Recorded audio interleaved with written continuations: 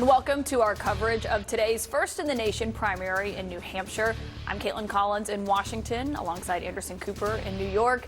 And right now, voters are making their picks in the one-on-one Republican primary between Donald Trump and Nikki Haley. The former governor of South Carolina is hoping to prove her critics wrong and vowing to stay in this race. But of course, the stakes could not be higher for her in the Granite State, as Trump's former rivals are now falling in line behind him.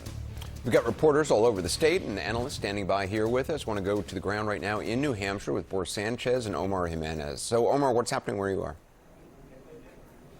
Yeah, so we've been at this polling place in Manchester throughout the day today. We've had so many people, hundreds, come in over the course of today. I'm going to walk you inside a little bit here just to see, and then we're going to talk to a quick voter in a moment. But this is kind of the setup here. So you see, it's a little less crowded than it was in the early morning side, but they'll make their way to this main table here where they get processed, they get checked, they get their ballot, then they make their way over here to those familiar privacy booths where they actually go to cast their ballot for who they want to represent the GOP party, or if they're writing in President Biden's name. Now, I mentioned we were going to talk to some voters. We've been talking to them over the course of the morning, and what's been interesting is we've been hearing not just who they're picking, but also some very interesting nuances in why they're picking the candidates that they are. So, for example, hi, ma'am. How's it going? I'm Omar.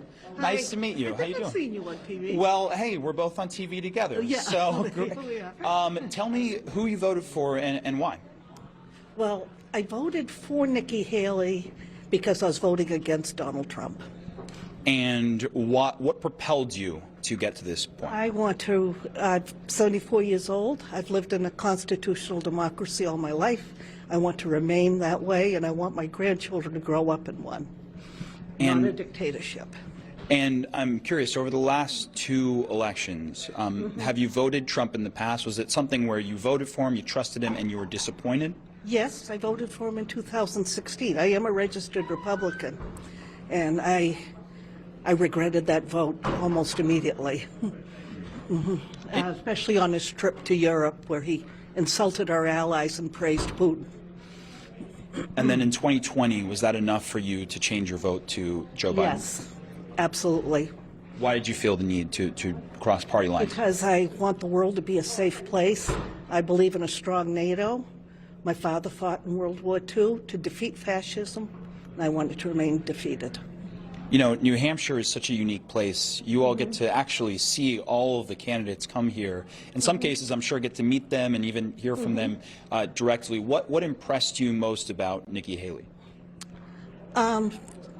Well, actually, I was a pro-Chris Christie person. I lived in New Jersey for years. He was a wonderful governor. But she's what's left. Yeah. So you were disappointed when Chris Christie got out of the race. You basically didn't think that you would support anyone like DeSantis and obviously not Trump. So Nikki Haley was the candidate you settled for. Exactly. Yeah. Do you feel good about her chances here in the state? Not well, according to the news reporting, no. But I'm hoping that we surprise you. Yeah.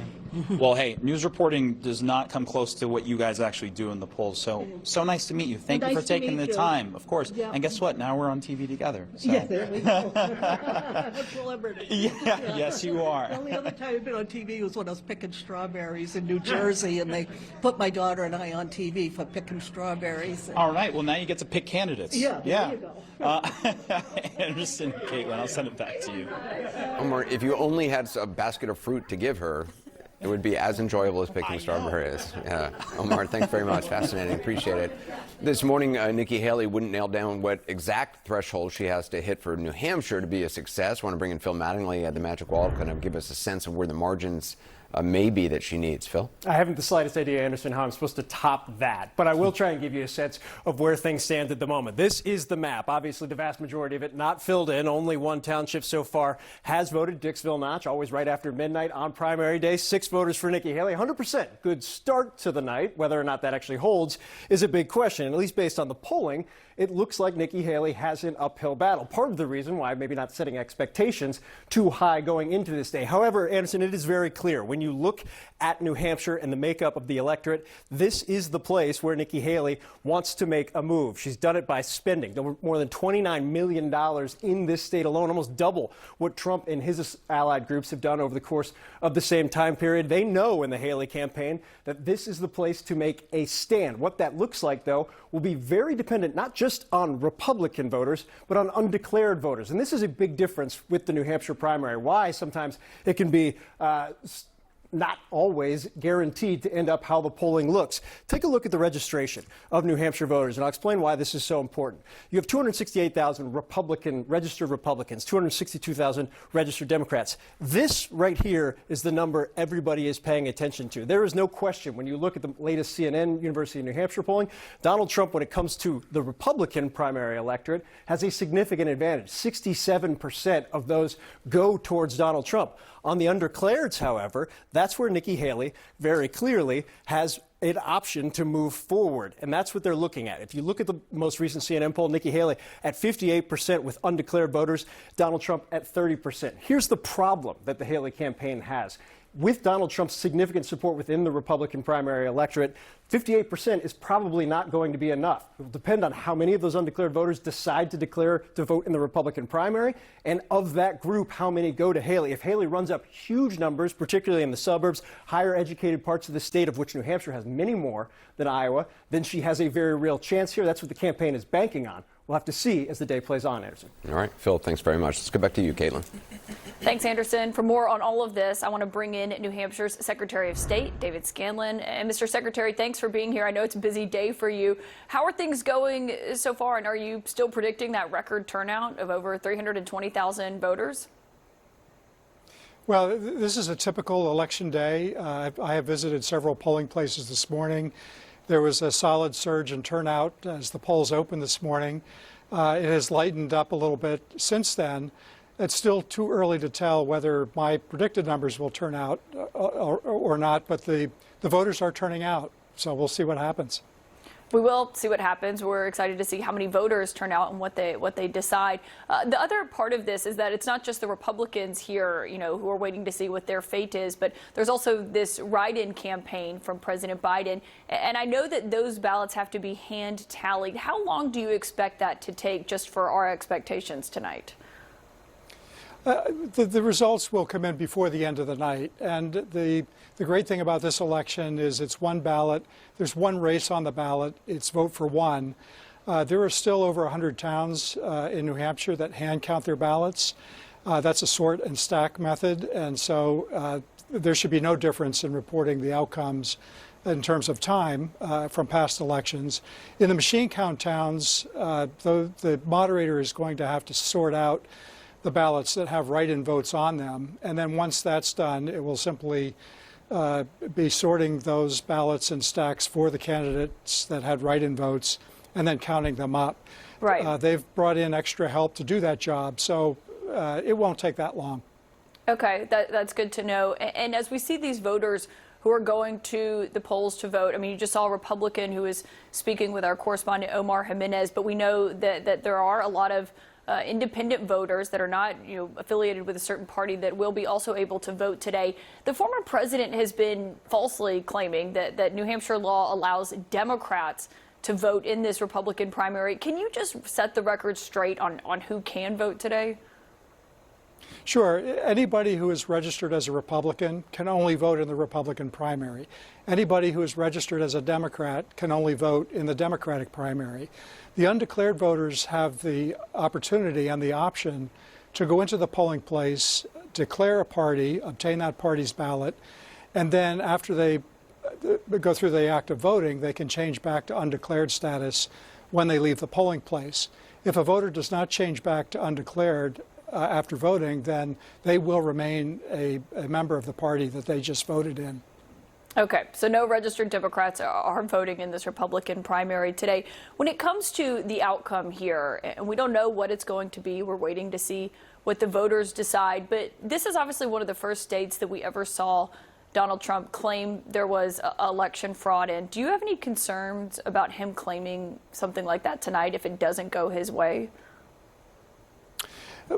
Well, obviously, there are concerns. That narrative certainly doesn't help instill confidence in the election process. But this is not the first time that that has happened.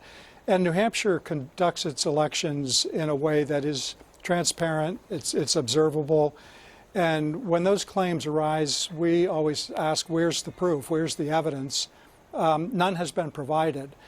We do know that there are individual cases in every election where a voter votes inappropriately, and our Attorney General's office has prosecuted those, and there have been convictions. It's usually 2, maybe 3 in any given election. Those certainly are not widespread, and they are not organized, and they are being caught.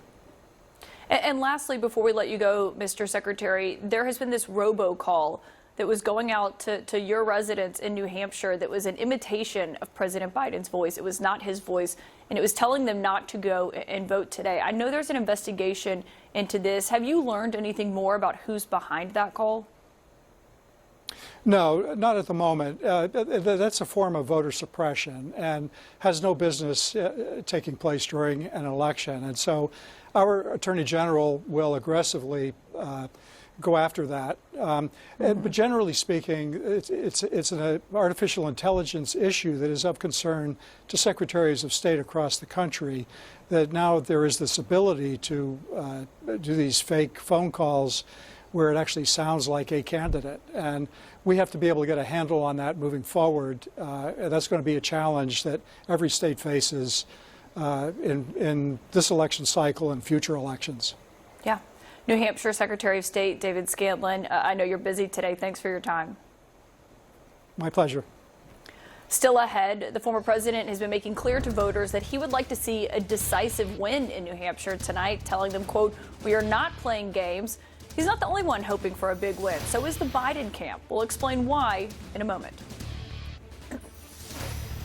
I've been a lifelong Republican until President Trump came into office, and I would like to get the Republican Party back to its normal conservative values.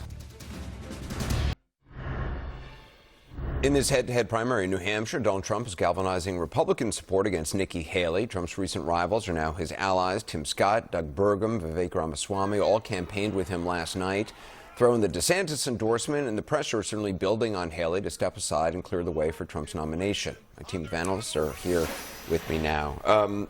Nikki Haley, I spoke to her biggest supporter, Governor Sununu, last night, said she's going on not only to South Carolina, but beyond. Yeah, I talked to the campaign today. They have a $4 million ad buy running in South Carolina starting tomorrow. So they're spending money. They're looking ahead to the future. They're sort of tamping down expectations here that she doesn't need to win. She just needs a good enough finish to keep going. Do you think that's true?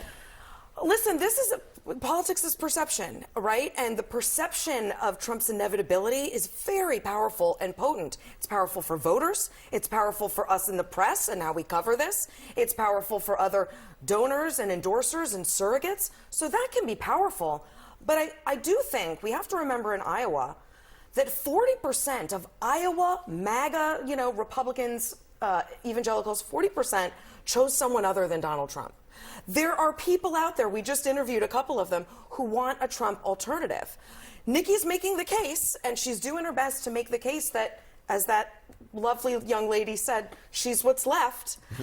She's hoping to sort of be the last man standing. I don't think that's the slogan she wants to embrace. It's not, but there's some truth there, and you got to embrace being the last man standing and being what's left. She likes to say she outworked, she outsmarted everyone else to end up here, and she is what's left. She did last. She is on the ballot.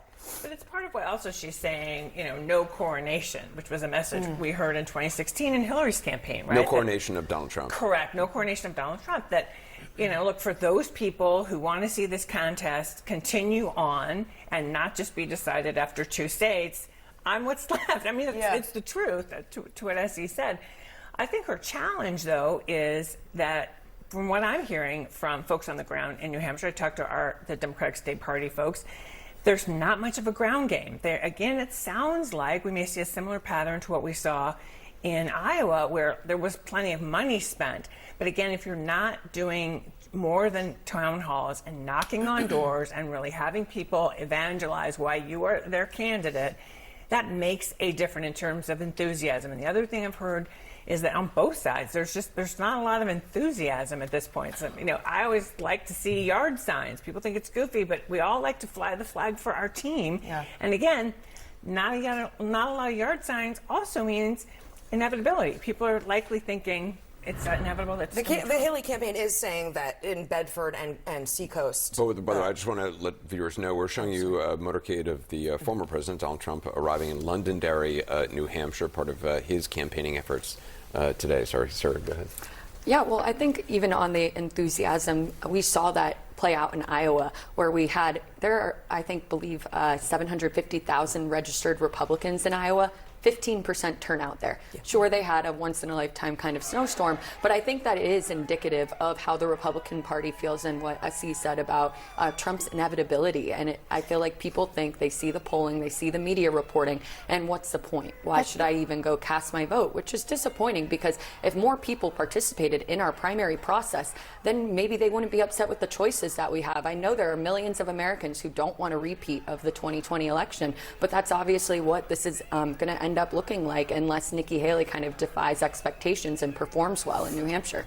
At the same time, though, 82% of Trump supporters in Iowa said that they had made up their mind a long time ago. They were super excited to vote for him. That his enthusiasm is so strong. You can see it out there now. When you talk to voters, they're saying, he's a person who cares about me. He's a person who's going to fight for me. We might not agree with it, but that's what they're saying. They are so, so excited. When you talk to Nikki Haley supporters, they say, well, it is time for the next generation of leadership. What does that really mean? That's not exciting. That's not galvanizing. While 58% of Republicans might agree it's time for the next generation of leadership, it's not something you say about yourself. It's something you demonstrate. You demonstrate that you're a leader for the next generation. You can't just say it. It's like saying, trust me.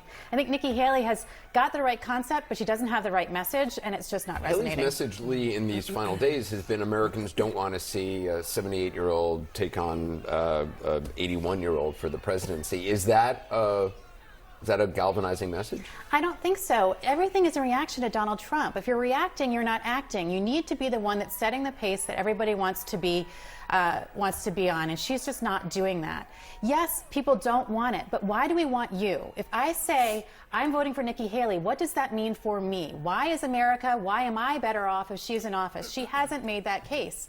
Everybody is reacting to Donald Trump. Trump alternative is the #1 piece of language that I hear out of voters' mouths when they're talking about Republican candidates. That's all in reaction to one man. He's a once-in-a-generation figure. Whether you like him or not, everybody's reacting to him. The other thing I would say that we're not talking about, we haven't talked about much in this election, which on some ways is a good thing. As a woman, as a female candidate, women have unique challenges. Part of why some folks may not be enthusiastic about her is they're looking at her and they're saying, can she be the commander-in-chief? It's part of why she talks so much about being at the UN and being able to talk tough with foreign leaders, because people are looking and saying, do I see her taking on Putin? Do I see her being able to manage the economy? It's part of why she keeps mentioning that she's an accountant, right? She's trying to constantly credential herself. They want to see our country be great again. It's very simple. They want to see our country be great. I've been watching you all morning, and you're almost there. You've been okay, Alexis. Now it's fantastic. I'm very confident. I mean, this is it. Look, we just stopped here. We stopped at a polling site. We picked it at random. We may stop at one more. And nobody knew we were coming. This is pretty amazing. Mr. President, she's staying in through Super Tuesday. Is she a threat to you? No. And I don't care if she stays there. Let her do whatever she wants. It doesn't matter. I can just say that there's never been a movement like this. Make America great again. In the history of our country, I just stopped here and I figured I'd see 3 or 4 people and maybe walk inside. And you see a crowd like this, and this is organic. This is organic. Mr. President, would you consider DeSantis yet? I don't want to comment on that. Would you consider DeSantis as He endorsed me. Would I consider him? Would you ever consider DeSantis? I just can't comment on that. President Trump, what's worse? Wanted it to be a 2-person race, right? I mean, she got that. You think it's going to go in her favor at all? I think it hurts her, actually. I think it's going to hurt her. Probably have a big loss today, but who knows? But, in the next state is Nevada, where I have 100%, because they all pulled out when they looked at the polling. So I have 100%, a lot of delegates, big state. And then I go to South Carolina, and I'm beating her by 60 points. So I just don't know. I mean, that's up to her. I would never ask anybody to pull out. I didn't ask Ron to pull out. I didn't ask Vivek to pull out. Nobody. But we have great support, and most of the people that pulled out have already supported me. So it's actually quite nice. But I'm very honored by this. You know, we expected to come here, and who would think you'd have a crowd like this? This is. Thank you, everybody. President Trump. President Trump. What's your message to the American people on the injustice that you're experiencing and the big concern that the election they try to steal it again in 2024? How can people we're help going to be stop watching that? very closely. I very much appreciate that question because it's a very important question, more important than most people would understand. We have to make sure we have honest, fair, and free elections and strong borders. If we don't have borders and elections, we don't have a country. And you see what's going on with the border. There's never been anything like it on the border. Millions and millions of people are pouring into our country illegally, and many come from prisons, they come from jails, they're terrorists. Nobody's ever seen it. They come from, by the way, I saw a report this morning, they're coming in from mental institutions all over the world. They're pouring in, and it makes sense. Why would somebody running a country where it costs so much money, why would they keep the people? They're dumping them into our country. Mental institutions, jails and prisons, they're coming into our country, and a lot of terrorists are coming in. This is really bad. I heard somebody yesterday. And that's former President Trump at a stop in Londonderry in New Hampshire, out campaigning today as voters are going to the polls. I want to bring in Caitlin Collins in Washington. Caitlin? Yeah, Anderson, just to know, I do believe that was a planned stop. That's why you saw so many supporters there. And obviously you saw reporters anticipating the former president's arrival as he's making stops in New Hampshire today, something you don't really often seeing him do. But just to know, I mean, he was talking there about Ron DeSantis and Nikki Haley, but he did get asked a question by, it's not clear who, someone who was maintaining that the election was stolen, asking if he was concerned it was going to be stolen again. Obviously, it was not stolen. It was a free and fair election in 2020. But that is a message that Trump has been continuing to push. And New Hampshire is actually one of the earliest states where he ever claimed there was election fraud. Back in 2016, he claimed that. And you heard the Secretary of State, a Republican, I should note earlier, just talking about how concerning that is for state officials here in not just New Hampshire, but every state, but certainly here as he's there today, hoping to put this race to an end today, though saying he said he didn't care if Nikki Haley stays in the race. I should note his advisors have made clear privately, at least, Anderson, that they would like to put this race to bed today and move ahead and look to the general election. All right, Caitlin, I want to bring in New Hampshire GOP Chris Ager. He joins us now. Chris, what's your takeaway on the current mood among New Hampshire voters? So the Republican turnout today looks like it could be record turnout. So there's a lot of interest. I think it's on both sides. There's a lot of interest and enthusiasm for President Trump, but there's also the alternate to Donald Trump movement that's solidified around Nikki Haley. And so both sides on the Republican side appear to be coming out in full force. So a lot of enthusiasm in terms of coming out to vote. And right now there's about a 3-to-1 margin of Republican voters over Democrat voters, especially since President Biden's not on the ballot. So we expect to have, again, a very, very good turnout on the Republican side today. Do you think Nikki Haley can win in your state? I think it's possible she could win. It feels on the ground that President Trump has more support. His supporters are more energized and vocal, but you never know with our electorate. A lot of times people are very quiet about who they're going to vote for. The polls can be double digits off, as they were in the 2022 Senate race, where General Bolduc had a 10-point lead in almost every poll. Election night, he ended up winning by less than 1%. So you can't take the polls at face value. We really have to wait until about 8 o'clock tonight to figure it out. But it feels like it's Donald Trump's to lose. New Hampshire is certainly known for taking great pride in being the first in the nation primary. How do people feel about Trump's attitude that this is a done deal? He's won. It's time to coalesce behind him for the general election. What are you hearing? That we don't buy into that. We allow every candidate the best opportunity they can to campaign in the state. We want it to be fair for all of the candidates, and then let the people decide. We don't want the pundits, Washington insiders, advertising, media campaigns. that doesn't decide the election. It's the individual voter going into that secret ballot and marking their candidate of choice. And so we have to respect that. Until the votes are counted, we really don't know what's going to happen here in New Hampshire. It might feel like Donald Trump, but then again, there's an argument that says Trump supporters may be oversampled because they are so passionate and they wear it on their sleeve, whereas Nikki Haley supporters and alternate to Donald Trump voters may not. So even the polling might be off. Yeah. So yeah, let's wait and see tonight and see what happens. I'm with you there. Chris, thanks very much. Appreciate it. I want to bring in CNN's Kristen Holmes, who is joining us. Kristen?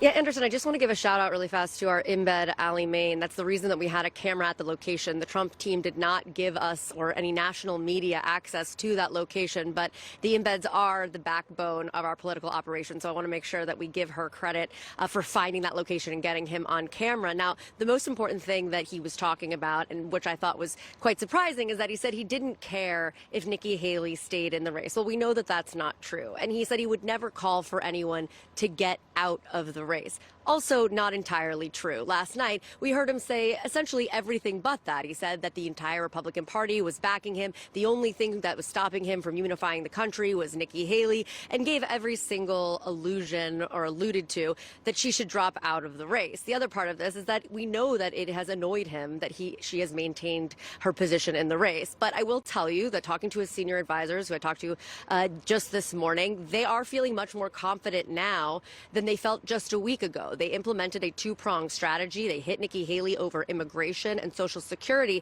And the immigration point is something I want to mention because you heard Donald Trump talking about it there. That is his #1 talking point in New Hampshire. They believe that Republicans care about immigration more than anything else in this state, and that is why you have seen him not only hammer it home, obviously it's a national talking point for him, but particularly with advertisements here hitting Nikki Haley on that topic. It's something that they hope will bring out Republican voters because they had been watching her polling very closely. They saw at one point it had gotten significantly closer. That had them very concerned. But today, in recent internal polling, they do believe that they are going into this confidently.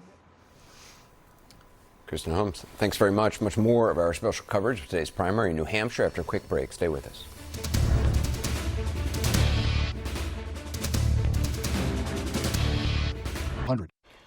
And welcome back to CNN's special live coverage of the first in the nation presidential primary in New Hampshire. I want to get back to CNN's Boris Sanchez, who is at a polling place in Belmont. Boris, what have you been seeing on the ground since you've been there?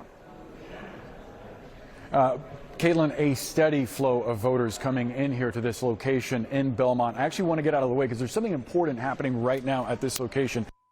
You can see it, but there's actually absentee ballots that are being processed right now as we speak. There's a big stack of them, and they're going through them one by one, verifying names.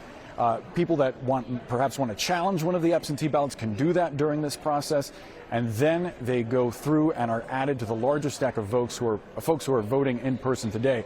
As we zoom out, this is where folks come in. They give their name, they check their IDs, and eventually they go back to the voting booths. Obviously, if they're a registered Republican or Democrat, they get a ballot designated to that party. If they're unregistered or independent, they can ask for one or the other. And then when they get in the booth, Caitlin, that is where the magic happens. They fill out a bubble of President Joe Biden. They write in his name. Remember, he's not on the ballot here in New Hampshire today.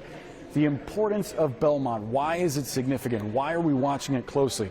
I've been texting with folks close to the Trump campaign who said that they are watching how the former president is going to do here because it could be an indication of how well he performs against Nikki Haley and whether this primary potentially could end today.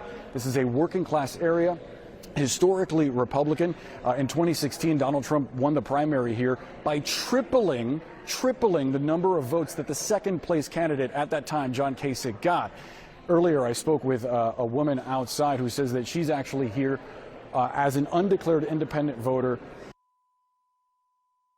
against Donald Trump, seeing him as a threat to democracy. Here's some of what she shared with me. He hasn't got any respect for democracy because he hasn't got respect for the law. I did vote for Nikki Haley because I wanted to vote against Trump. I want to see her on the ballot rather than him. And I don't know if I will vote for Biden or Nikki Haley come November. So, of course, we will be watching what happens here. It is just one sliver, a microcosm of the broader picture, and what is a big day of voting in New Hampshire. Caitlin. Boris Sanchez and Belmont will continue to check in with you. Thank you. And my panel is here with me. And Tia Mitchell, I wonder what you make of, I mean, this is just two voters. We'll obviously wait to see what the numbers say, but between the voter that Boris just spoke with and the voter that Omar Jimenez spoke with at the top of the hour, someone who voted for Trump in 2016, they both cited democracy as a reason for voting for Nikki Haley here. Yeah, I think the Democrats will be applauding, like, okay, our messaging is working a little bit. We know Vice President Harris, President Biden have delivered speeches on democracy. They're trying to frame one of the key themes of the general election contest as whether voters want to protect democracy by not allowing President Trump to return to the Oval Office. I think that being said, there are still a lot of Republican voters. Again, we know New Hampshire is a different type of electorate. That's why we can't read too much into what does or does not happen tonight. But there are a lot of Republican voters. For them, protecting democracy is supporting Donald Trump because they believe the falsehoods and the misinformation about why he did not return to the Oval Office in 2020. So I think, yes, it's resonating among a certain type of voters in New Hampshire, but I think it resonates the opposite way for a lot of Republican primary voters, some in New Hampshire, but also in other states. What worries me when I hear those comments is actually for Nikki Haley's chances is that it's always something about Donald Trump. He is still the center of why people talk about her. I don't like Trump because X. I don't like the way he talks. I am pro-democracy. There is very little that I've seen of people saying, this is why I really like Nikki Haley. This is what she represents to me. This is what I want in a president of the United States. And that, I think, speaks to the fact that this is, as it's being called, the last stand for the anti-Trump vote. We are just seeing people saying, I don't want Trump, so I'm going to go for Nikki Haley. But they're not saying, I want Nikki Haley. Is this the last stand for that anti-Trump vote? Because, I mean, we've seen, I think we started out with 13, 14 candidates here. It has now been whittled down to 2 Republicans. It is a pretty clear choice. I mean, you can see the differences, even if Nikki Haley doesn't always, she's only started laying out her real criticism of Trump himself in recent days. But what does it say if Republicans do overwhelmingly choose Donald Trump? So I think it says a couple of things. The first part is we have to remember that at the beginning of all of this, there were a whole lot of candidates who were running like Trump light. So they weren't actually rejecting Trump. They were trying to be Trump. Ron DeSantis immediately comes to mind, refusing to criticize him, essentially having the exact same platform, even the same talking points and mannerisms. It's not until the very end that somebody like Ron DeSantis starts lightly criticizing Trump. But one of the things that we do know as these candidates have dropped out is about the strength, the continuing strength of Trumpism in the Republican Party that exists even without Donald Trump, right? So when Donald Trump wasn't even on the radar 2 years ago, when it seemed like he was just completely gone from the political realm, Trumpism was still the ideological choice for the majority of Republican voters, not for everyone else. And I think this is actually a critical point because even as Trumpism has overtaken the Republican Party, it still remains true that there is a large segment of the Republican Party and a very large segment of the general population that rejects Trumpism altogether. And so what happens during the general election when it comes down to essentially Trumpism versus everyone else? That's where the real race happens. I'm so glad you brought that up because I want to. Governor Sununu of New Hampshire, one of Nikki Haley's biggest surrogates, has been kind of making that exact argument that you just brought up there about Republicans and the fact that they repeatedly lose. I just want to listen to what he said about this. When it comes to Republicans, we're tired of losing. We're tired of losing. We lost in 18 and 20. We're going to get that big red wave in 22. Hey, Donald Trump, where the F is the red wave? Give me a break.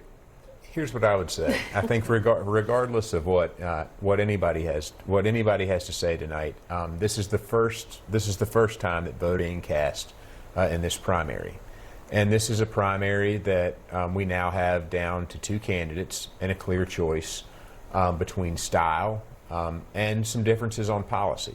And so what I think people need to do is step back and take a deep breath, let voters do what voters do, which is vote.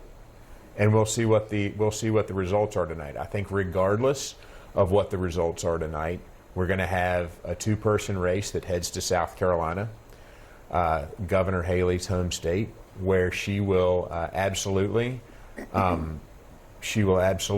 rekindle relationships and be energized by people who sent her to the governor's mansion twice, people she knows and people who know her, and people who she starts with a posture that other candidates didn't start with in other states, and that's a posture of likability. People know her and they like her in South Carolina.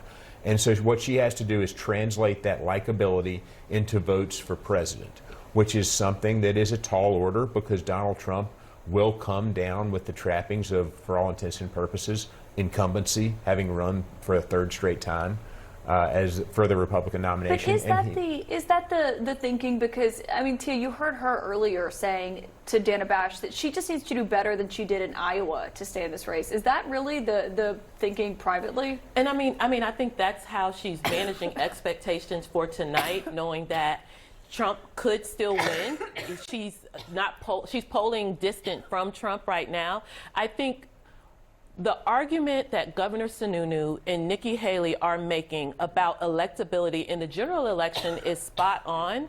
But unfortunately for them, that's different than the argument they need to make in a primary election. And that's where Nikki Haley is struggling, even going into her home state, even in ideal situations in New Hampshire, where there's a big independent cachet of votes that she's banking on.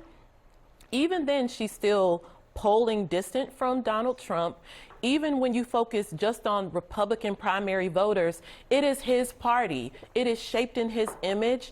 It just doesn't look like there are pathways for Nikki Haley to really compete with Donald Trump, particularly in states that have a more traditional primary. So yes, they're talking about, I mean, Governor Sununu made points about the fact that Republicans haven't been very successful in tight general elections since Trump, particularly in 2022, particularly after the downfall of Roe v. Wade. But that's just not messaging that we see has been impactful in these primaries. I think because Republicans fundamentally believe that Biden is incredibly weak and that Trump can beat him. Also, we saw this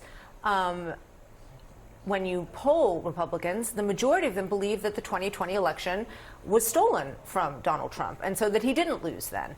And so you have this situation in which, yes, I don't think Donald Trump is going to be the stronger candidate between the two of them, but to a Republican voter, that message doesn't resonate because they just don't see it.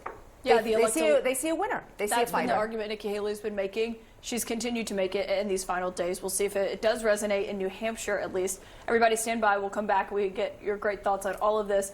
We have much more of our special coverage of the New Hampshire primary ahead. We're also tracking other events today, especially what's happening in Israel and Gaza, as there has been the deadliest day for the IDF since October 7th. More in just a moment. Turning now to Israel's war against Hamas, where Israel is mourning the loss of 24 soldiers in what's become the deadliest day for its troops since the war began. The IDF says that most of the soldiers were killed when a rocket-propelled grenade caused 2 buildings to collapse in southern Gaza. It comes as CNN has exclusive reporting that Israel has proposed that senior Hamas leaders could leave Gaza as part of a broader ceasefire deal. Israel has also offered Hamas a 2-month ceasefire in exchange for the release of all hostages held now in Gaza. CNN's Jeremy Diamond is in Tel Aviv for us. So what can you tell us about these ceasefire details? Well, Anderson, there are certainly a lot of ideas being put on the table, perhaps more momentum than we have seen in several weeks now on the front of these hostage negotiations, but still no inklings of a deal actually to come. But what the Israeli side is putting forward, we're learning, is offering the longest pause in fighting to date, potentially as long as a 2-month ceasefire in exchange for a phased release of Israeli hostages during that period. This Israeli initiative, as one Israeli official put it to us, is would also involve the withdrawal of the Israeli military from most population centers in Gaza and perhaps even the return of Palestinian civilians to northern Gaza. Now, an Israeli official told us that many steps still need to be taken, and this is really just aimed at trying to establish a framework for these negotiations. Separately, our colleague Alex Marquardt also learning that from two sources familiar that Israeli Mossad chief David Barnea put on the table an idea to allow Hamas leaders from Gaza to be able to leave the Gaza Strip as part of a broader ceasefire agreement. But that is being viewed for the moment as untenable. The Qatari government today saying that there are ongoing negotiations. Both sides are responding to ideas here, which is notable. Hasn't always happened in the course of the last few weeks since that last ceasefire deal. But amid all of this, Anderson, the war is certainly ongoing. The Israeli military is currently engaged in a major offensive in the southern city of Khan Yunis. Intense fighting there, very much worsening the humanitarian situation at several hospitals in the area where thousands of internally displaced Palestinians have been sheltering. And amid all of this as well, the Israeli military announcing that yesterday was the deadliest day for its soldiers since the beginning of this war. 24 soldiers killed in a single day, 21 of them in a single incident after a Hamas militant fired a rocket-propelled grenade at a tank. That seems to have ignited explosives that were being laid to demolish buildings, killing soldiers who were inside that building. But again, amid all of this, the pressure certainly mounting on the Israeli Prime Minister to try and find a deal for the hostages. The question is, how much does this deadliest day actually change the calculus on the negotiations, on Israeli public sentiment going forward? Anderson. All right, Jeremy Diamond from Tel Aviv. Jeremy, thanks. Much more of our special coverage of the New Hampshire primary ahead. We're going to talk to a radio host who interviewed both candidates this morning. We'll be right back.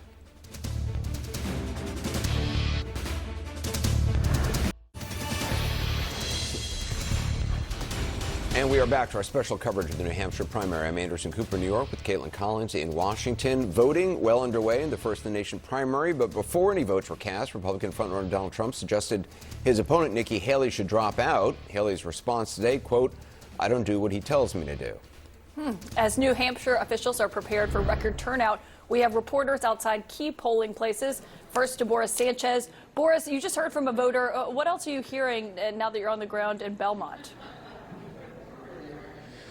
Yeah, a lot of folks here very passionate about their views. I actually spoke with one woman earlier who told me that she believed that Donald Trump was on a divine mission to save the country. She's actually someone who'd been a lifelong Democrat and even cast her primary ballot in 2016 for Hillary Clinton.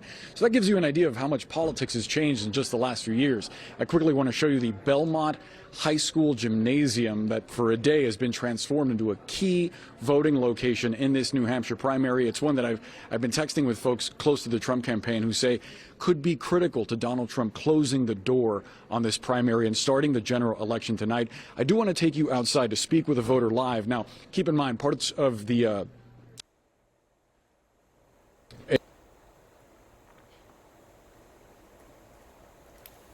Boris Sanchez, we dropped your shot in Belmont. I believe we'll check back in with him. Boris, I think, can we hear you? What are you seeing? What were you turning around to show us?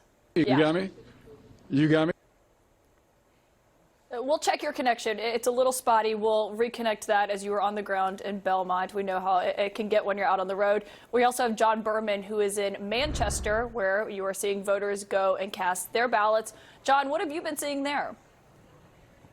Well, first of all, we have good cell service here in Manchester, the biggest city in New Hampshire, so hopefully the connection will stay up. I'm in Ward 6 in Manchester, and you can see they've had people pretty steadily coming in here all day long, lining up. The process, very simple, and they're very good at it here in New Hampshire. They know how to do this. People walk up to this table right here behind me. They have to say what ballot they want. Are they voting in the Democratic primary, the Republican primary? And if they are undeclared, remember, there are Democrats in New Hampshire, Republicans, and undeclared voters, which actually make up the biggest block. If they're undeclared, they have to say what ballot they want. And then they get their ballots right here. They walk over to these voting booths. We're not going to get too close to the voters actually casting ballots, but they walk over to these voting booths. They cast their ballots, check the name. If it's Joe Biden, they have to actually write in his name. Don't forget that. He is a write-in candidate here in New Hampshire. Then they walk their ballots from here over to that black box over yonder there. Now, as of about 2 minutes ago, there were 1,726 ballots cast at this location. 1,726. In 2016, the last time there was a competitive Republican primary, there were 3,700 votes cast total here. So are they on track for record turnout? It's hard to see. They're not halfway there just yet, but it could get busier later in the day. I would say it's steady, but not overwhelming. Once voters cast their ballots, they walk out here, and we are actually allowed to talk to them. What's your name? Heidi Roy. Heidi, you just cast your ballot here in the First of the Nation primary. If I can pry, can I ask who you voted for? I voted for Nikki Haley. Why did you make that decision? Anything to keep Donald Trump out. Are you a Republican or undeclared? I'm undeclared. But I actually just changed today for Republican just to vote. Have you ever voted in a Republican primary before? No, this is the first one. And why did you think it was so important to do that this time? I am completely against Donald Trump and everything he stands for, and anything I can do to keep him out. Do you think you would vote for Donald Trump under any circumstances if he was the Republican nominee? Absolutely not. No. Absolutely not. So Couldn't do it. Would you vote for Joe Biden in the general election? You know, I in a country this big, we should really have better options. But I guess if it came down to the two of them, I would go with Biden again. So you were undeclared when you walked in. Were you undecided when you walked in? No, I knew exactly what I was doing. So undeclared, grab the Republican ballot, cast the ballot, back to undeclared? Yes, back to undeclared. All right, Heidi, thank you very much. It was nice to meeting you. Thanks for getting out there on the First of the Nation primary. My son's in there actually registering as first-time voter, so Who's he voting for? he won't tell me. All right, well, we may get him when he gets out. Heidi, so nice to meet you. All right, so Heidi, so Caitlin, there you hear it. I mean, it is New Hampshire where undeclared voters, they can get their ballot, vote how they want. And we have seen people, particularly Nikki Haley supporters, for whom the number one thing is not Donald Trump. That's the way it is out here. Yeah, it's amazing to hear. And obviously, we'll wait to see what the numbers show later, John. But now that is 3 voters who have had a similar story that they're sharing. We'll continue to track that. John Berman on the ground in New Hampshire. Thank you. Anderson? Caitlin, thanks. I want to discuss with the conservative New Hampshire radio host Jack Heath. Jack, thanks for being with us. What are you going to be watching for in today's primary? That independent vote, Anderson. Great to be with you. I love your show and what you do. What your reporters in the field. The independent vote here feels very big. Our Secretary of State is forecasting 322,000 total Republican votes, or votes in this Republican primary. There are a lot of non-Trump voters in that block. Trump's got his block. It hasn't moved much here since 2016, probably, give or take. And they're going to vote. The question is, he's going to get a big vote of the Republican primary, a very big vote compared to Nikki Haley. Her only path to make this a tighter race is grabbing those independents and undeclareds. But the problem, Anderson, is she needs to get a bigger swath of those than a majority. Big task, but with a huge turnout, and people I know that have been here for years, and this is my home. The polling places have been packed since early this morning. We're going to get a big turnout. I think it's Trump's, and I think it's in that 12 to 15% range, probably low 50s, and I think it's maybe around 40 for Nikki Haley if I had to guess. But could it be tighter? New Hampshire likes to send surprises just when you think you got the headline written. Well, radio hosts, you talk to people all day long. You got callers coming in. What are you hearing from them when it comes to what they're looking for in a candidate? There's no gray area. I think that last voter in that interview said it. You either love Trump, you like him, you're with him, you're going to line up around a building when he talks and it's cold outside, or you don't like Trump. There's really not much middle ground here. The DeSantis getting out on Sunday, NFL Sunday playoff game, surprised even me, the timing of it. I think it cuts both ways. I really think Nikki Haley has done a good job. Chris Sununu, the governor here, is doing all he can for Governor Haley. But it's a tall order. Donald Trump, you look at the people just a few weeks ago in New Hampshire who were in the field. Christie, Ramaswamy, DeSantis, gone. Nikki Haley wanted a 2-person race, as she's got it. But I still think the feeling going in is Trump gets a win here. The question is it a big win? A win's a win. A big win I'd define around 15 points. I think it has the potential to be tighter than that. I talked to Governor Sununu last night. He, of course, was all in, saying, even no matter what she does in New Hampshire, momentum's going to continue through South Carolina and Nevada. I know you talked to Nikki Haley and Donald Trump on your show this morning. Do you think Nikki Haley, I mean, if she doesn't win or have a really, really close race in New Hampshire, do you think she goes on? Anderson, I know of you too well, and I respect your reputation. You kind of know the answer to that.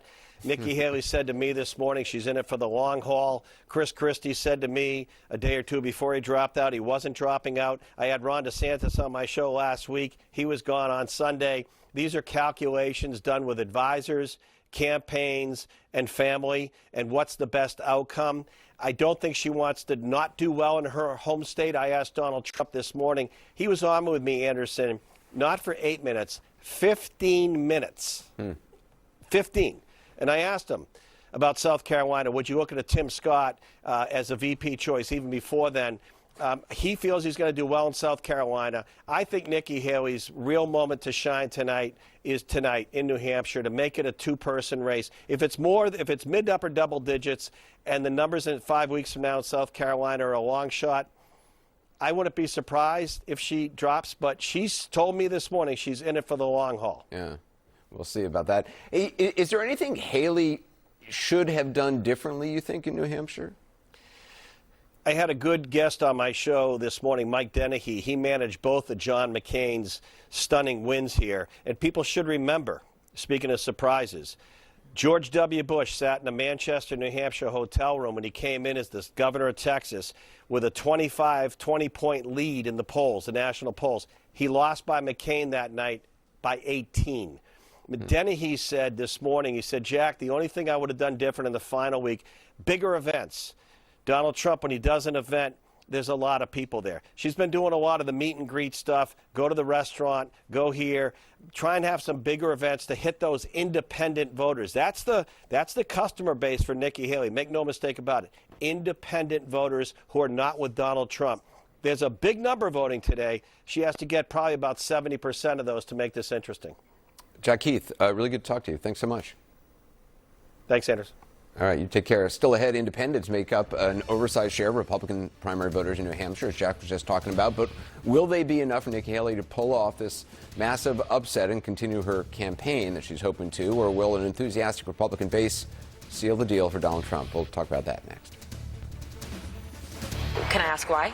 Why Nikki Haley? You can, because my conscience won't allow me to vote for a criminal. I'm sorry. And what has led you to vote for Haley instead? What do you like about Haley? What are some of the attributes that drew you to her? She's not Trump.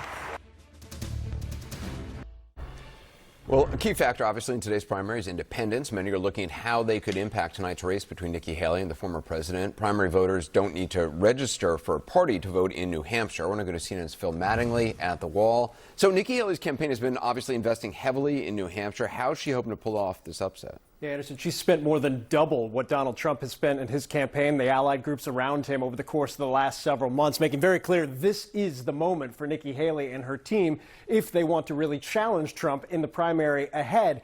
I was listening with fascination to your conversation with Jack Heath because his key points, I think, are so critical, and I want to explain why. First off, here's where we stand right now. There were votes after midnight in Dixville Notch, as there always are by tradition. Not a lot of votes, 6 votes. Nikki Haley won all 6. Not usually a harbinger for what's to come over the course of the next couple of hours, but a good sign at least to start. Here's why I think that conversation with Jack was so important. It gives you good insight into what's actually happening on the ground. You talk about independents. They call them undeclareds in the state of New Hampshire. And what they mean by that, I'll pull up the registration. As of December 28th, so the end of the year, this is where things stand. Could move a little bit. Those who are just turning 18 can register on the day of the primary. Undeclared voters, 343,000. That means when they walk in, they can decide which ballot they want to take, Democrat or Republican. Republicans, 268,000. Democrat, 262,000. The vast majority of Republicans that vote today are almost certain to go to Donald Trump. Poll after poll after poll has made that point. Jack made that point as well. It's the undeclareds and how many of them vote in the Republican primary and where those votes go that are so critical. What we know going into this day is that Nikki Haley has a clear advantage with the undeclared voters. In the latest CNN University of New Hampshire poll, Nikki Haley at 58%, Donald Trump at 30%. But here's the reality with that number. While a 28-point spread is certainly a good number for Nikki Haley, it needs to be bigger given Trump's strength within the Republican Party, those who are already registered Republican. So what is that going to mean? Where does Nikki Haley really need to run up vote going into the night? Let's flip back to 2016, because this was a critical moment in the Republican primary. After Donald Trump had lost Iowa narrowly, he won New Hampshire and won it by a wide margin, nearly 20 points, really going across demographics, across socioeconomic lines, showing his strength within the Republican Party. But keep in mind, this was a fractured field. You had John Kasich, who essentially took up residence in the state, who came in second place. Ted Cruz getting 11% of the vote. You can go down the line. Jeb Bush, Marco Rubio as well. You see that there were a lot of people here that kept Trump's margins well below 50%. So if you're Nikki Haley, where are you looking tonight to try to have strength? Suburban voters, upper income voters, voters with college degrees. You're looking in this area right here. Obviously, John Kasich did well in this area. You need to run up huge vote in that area with independent voters if you are Nikki Haley. Where has Nikki Haley been over the course of the last couple of days? Down in this area, Nashua, the second biggest township or city in the state. That's a big population center. She can run well in that, as well as the suburbs around it. One of the critical questions, though, is Manchester. This is the largest population center in the state. Donald Trump won this fairly handily back in 2016. Nikki Haley needs to run even in Manchester. You heard Omar Jimenez earlier this afternoon talking to voters there, one of whom made very clear she didn't necessarily love Nikki Haley, but she wanted to vote against Donald Trump. How many of those voters are out there to at least keep things even in Manchester? And then whether or not Nikki Haley can run up big numbers in traditional Democratic strongholds, kind of this area right here, Portsmouth, out into closer to the coast, Massachusetts border. If she can run up big numbers with those independent voters, she has a very real opportunity. That's clearly the goal. That's clearly the play. It's clearly where Haley has been going in her campaigns over the course of the last several days. Tonight, of course, will be the real tell to that story, Anderson. All right, Phil Mattingly. Phil, thanks. Caitlin? Thanks, Anderson. Back here with my panel of experts. And Tia, I wonder when you hear what Phil just laid out there, obviously we know independents play an outsized role in this GOP primary. That is certainly not something that the former president wants cutting into his margin. But I think it's a real question of whether or not Nikki Haley has appealed to them enough to cut into that margin in a significant way here tonight. Right. It's all about enthusiasm. We know that Trump's voters tend to be enthusiastic in their support for him.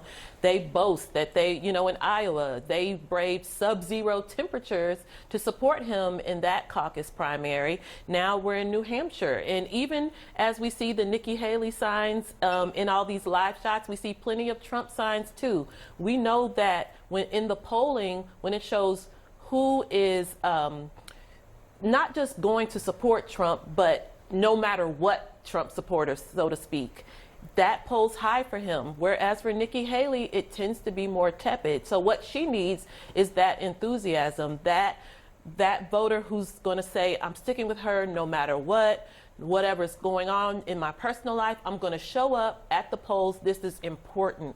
That's been the gap. All the Republicans have faced that enthusiasm gap compared to Trump.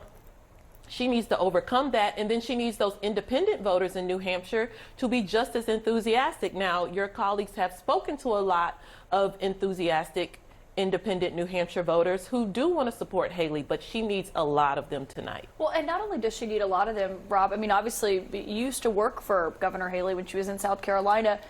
New Hampshire is just different. So even if she has this upstanding night tonight, and we do see a lot of those independent voters come out, I think the question is what's next for her, because your home state of South Carolina, we saw Senator Tim Scott with Donald Trump last night. Governor McMaster was there with him recently. Obviously, Senator Lindsey Graham is behind him. A lot of the state's elected officials are already backing her opponent here. Sure, and Governor McMaster and Senator Scott, those are endorsements that anyone would embrace.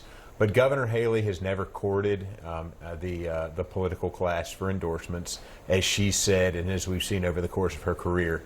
What she has to do going into South Carolina is simply remind them of what she did as governor. These are people who took a chance on her twice and elected her governor, and she delivered results for them.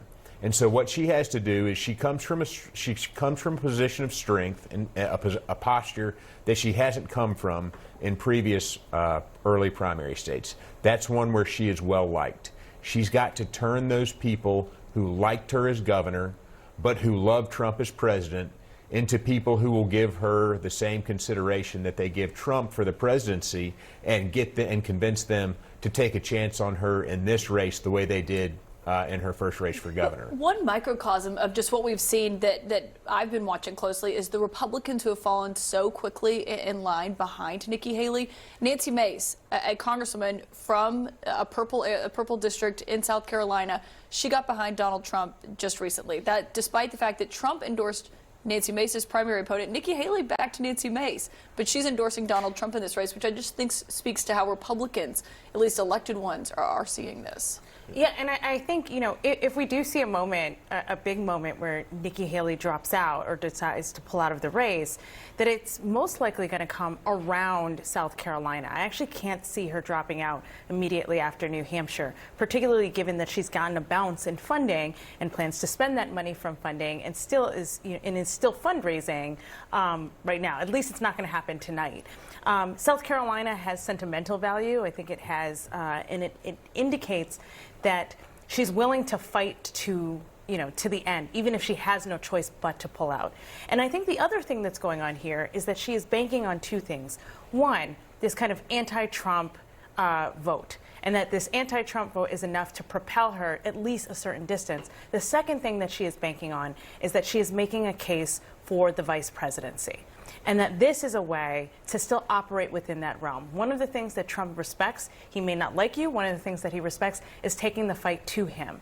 And so I think she's making an argument not just for, I think, you know, anti-Trump people, but making an argument to the Trump campaign about how actually a pairing of the two of them would represent, right, everything that you want in Trumpism with the kind of stability and accountability of Nikki Haley. I think Donald Trump Jr.'s head might explode. Yeah, I was about to say, I don't agree with that.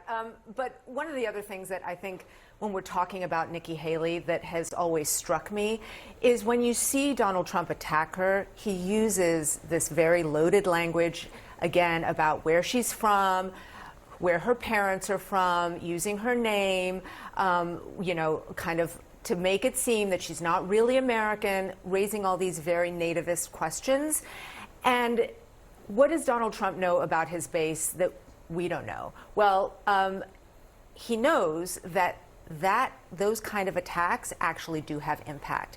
And so there is something in Nikki Haley herself, being a woman and a woman of color, that I do sometimes wonder if there is a ceiling for her in the Republican Party right now, as it's constructed right now. What I will tell you about those attacks that you're talking about, which pander to the very darkest parts of not just the Republican primary electorate, but to society in general, is that Donald Trump does employ them effectively against some opponents, but these are not attacks that she hasn't seen before, and these are not attacks that she hasn't batted down before, and these are not attacks that don't motivate her even more to continue to fight harder. Motivate her, but what about the voters? Well, these are voters that she has to try to peel off of him and try to win over, and that kind of fight that she shows when those kinds of attacks motivate her, maybe the kinds of things that voters are looking at to peel off of Trump. It's notable how she's sidestepped directly criticizing him for doing that. He's continued to do so. Everyone stay with me, because one other thing we are watching closely today in New Hampshire is a notable name that will not be on the ballot, President Joe Biden. The question is whether a write-in campaign mounted by his allies can still help him claim victory today. More on what's going on with that after a quick break. Welcome back to CNN's special live coverage of the First in the Nation presidential primary in New Hampshire, where the Secretary of State says he is expecting record turnout. CNN's anchor Kate Baldwin is in Nashua talking to voters. So, Kate, what are you hearing? How confident are Haley supporters? We are hearing a lot from voters saying that they are supporting Nikki Haley. Anderson, welcome to Nashua. This is Ward 3 at the Amherst Street Elementary School. Let me show you the process, and then we're going to talk about the numbers we just got from the poll moderator here. This is where everyone registers, right here, and you can also register to vote on the table far over there. We're kind of held in this little bay here, so we're going to move about as we can. This is where, if you are an undeclared, you can then ask for a Republican or Democratic ballot, and then you go into these privacy screens and you vote, as we all know, they do here in New Hampshire on this for the primary. After that, here's where more of the action happens. That black box over there, that is where you will put your ballot in. That's where everything gets tabulated and the vote count comes. And then we've been seeing one of the longer lines here at this precinct is right here, this table here. This is where after voters have cast their ballot, they go back over here to become undeclared once again, which is important, as we've learned here in New Hampshire. The latest numbers that we've just gotten from the moderator is that so far today, and the polls have been open since 6 o'clock this morning, they close at 8 o'clock tonight. There have been 1,362 votes have been cast. For some context, in 2016, when this primary, that's kind of the comparable primary that we've been talking about for Republicans, 3,100 about votes were cast. So hard to say if they're heading towards any kind of a record, as the Secretary of State has said he's predicting record turnout for Republicans across the state. But so far, things have very clearly been moving very smoothly. We've been talking to voters that have been coming out after they've cast their ballot. And what we've heard, they're generally speaking, if they are voting for Donald Trump and they voted for him in the past, they like what they saw in the Trump administration and they are voting for him again. They want to see it again. But also we've heard quite a few, Anderson, people who say that they are voting for Nikki Haley because she's not Donald Trump and they're looking for something new. Anderson? Hey, Kate, let me ask you, you said 3,100 votes back in 2016. Was that by the end of the day? Mm-hmm. Yes, that was total by the end of the day. So right now they're already up at 1,600. These polling 1,362. They're at 13, a little over 1,300 versus 3,100.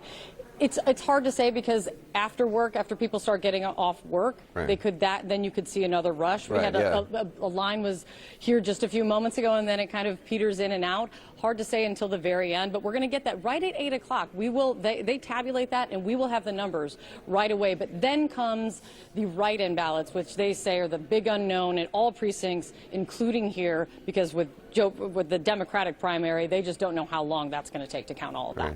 All right. Kate Baldwin, thanks so much. We'll check in with you again. Caitlin? Thanks, Anderson. And speaking of those write-in ballots, President Biden's name is not going to be on these ballots that Democrats are getting in the state. That's because of a dispute between state Democrats and the National Party over which state is going first in the primary process. But in light of that, a write-in campaign for President Biden in New Hampshire is underway. The White House, we are told, is going to be closely watching those results.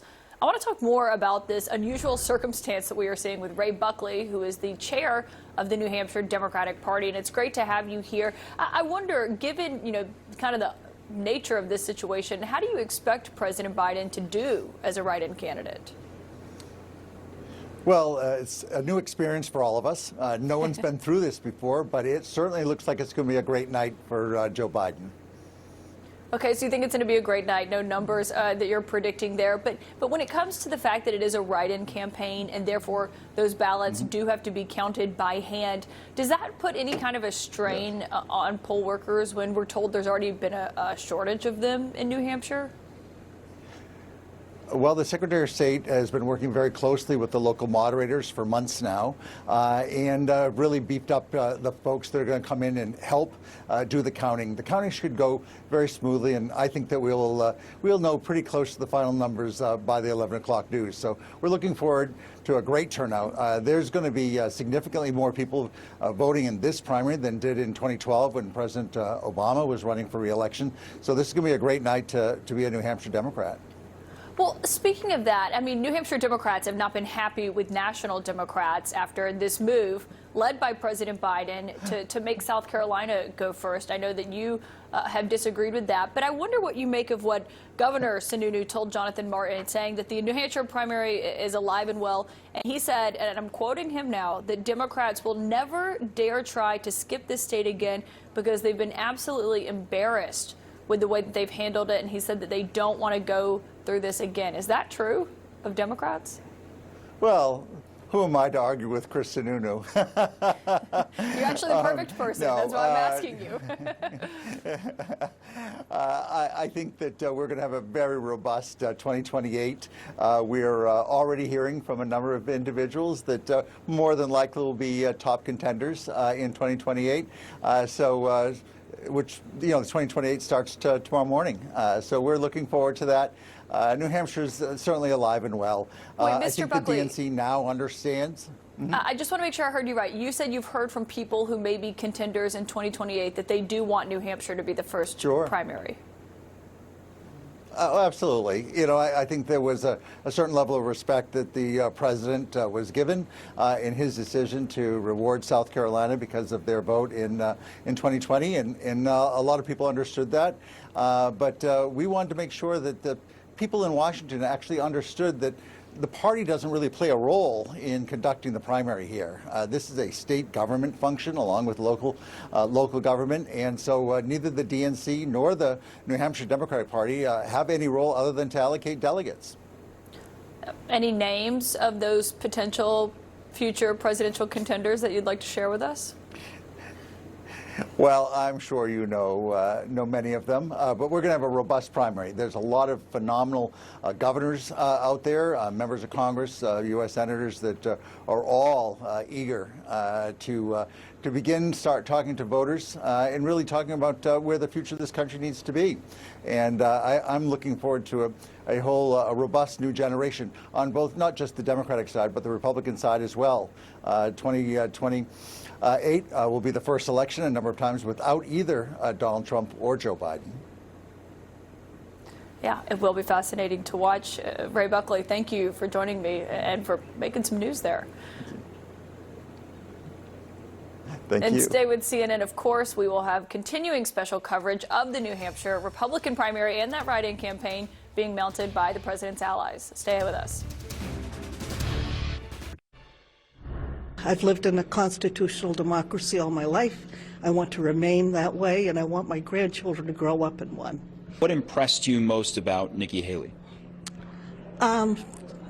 Well, actually, I was a pro-Chris Christie person. I lived in New Jersey for years. He was a wonderful governor. But she's what's left. That was CNN's Omar Jimenez speaking with a voter in Manchester just last hour.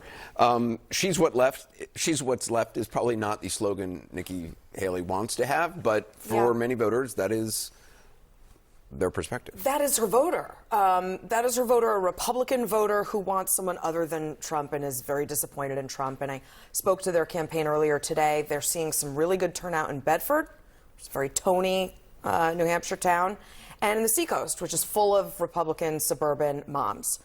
And that, again, that's her voter. I was speaking to a friend of mine that I hunt with in New Hampshire. He lives in New Hampshire. And I said, who's gonna win? And he said, I think Nikki's got a shot because of soccer moms. And we haven't heard that term in a really long time. Remember, that exploded in 1996 and sort of morphed into security moms, and now we've got MAGA moms and all kinds of moms. He thinks the soccer moms in the Seacoast, those towns right above the Mass border, are full of these soccer moms that are all going to come out for Nikki. Now, putting whether he's accurate or not aside, we'll learn tonight.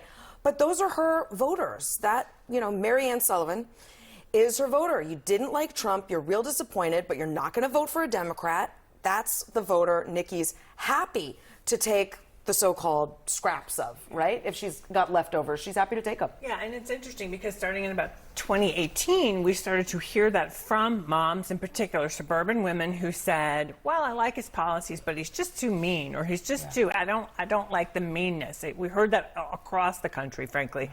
So that would follow suit. The other thing that's interesting, though, is we're looking at this electorate. How many times just this morning it's come up, you know, it's an anti-Trump vote. And that tells us, you know, makes you wonder if Nikki Haley had put more resources into really galvanizing that anti-Trump vote, not the way that Governor Christie did it, but the way she's been doing it, maybe she'd be having a bigger night. You mean if she had been tougher, not just resources, but if she had been actually verbally tougher on the former president earlier? Well, and cultivating and courting those voters, done a little more to cultivate those voters. You know, we'll see. Maybe they'll turn out for her, but it also surely tells us that that's good news for President Biden, because that's his electorate in general. Something that's really interesting to me too is most of these voters that CNN has talked to today who voted for Nikki Haley, while they haven't been necessarily enthusiastic about maybe her as a candidate, they are turning out to vote because it's a vote against Trump, and they're saying they're doing it for things like democracy. That's what we just heard from that voter. And if I'm the Trump campaign, then I'm going to be concerned, because even if it looks like they might win tonight in New Hampshire, these are all the voters that they would need in a general election. And how do you bring those people back into the fold? Because it sounds like they are adamantly saying, I will not support Donald Trump. That's the world he lives in. It is all one way or the other. Like we're talking about, you either love him or hate him. There's no in between, and I think he counts on that. But I also think the interesting thing about the democracy argument is it's sort of shifting, because it worked so well in the midterms in 2022. Everybody was like, what is Joe Biden doing in that speech where it was red and it was dark, and they were like, this is not a good idea, and it actually really galvanized the vote. But today you start talking about democracy, and just as many Republicans are concerned about the threat to democracy as Democrats. And so that argument's getting more nuanced. 52% of Biden voters saying that GOP and Donald Trump in particular is a threat to democracy, but 47% of Trump supporters say that Democrats are a threat to democracy. That's sort of the one of the geniuses of Donald Trump, which is looking at what he is being attacked for, and then just parroting that argument against it and kind of nullifying it for everybody. Right. I'm not threatening democracy, you are. Yeah, he leans way into it. And it's the same thing, again, I go back to 2016, right, where, well, her emails, right, to muddy I may be a terrible businessman and have lawsuits, but her emails, right, I mean, he muddies the waters and then takes on that argument.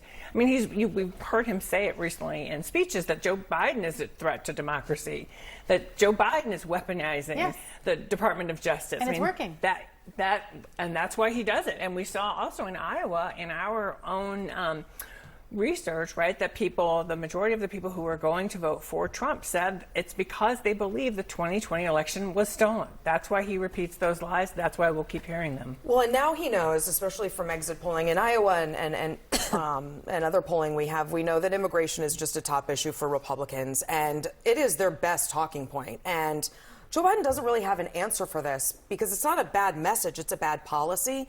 And he's not really fixing the policy, and Trump knows that. And so he's going hard on immigration because he knows that is what is going to turn out his base. On the left, they've got the democracy argument, and they've got Roe.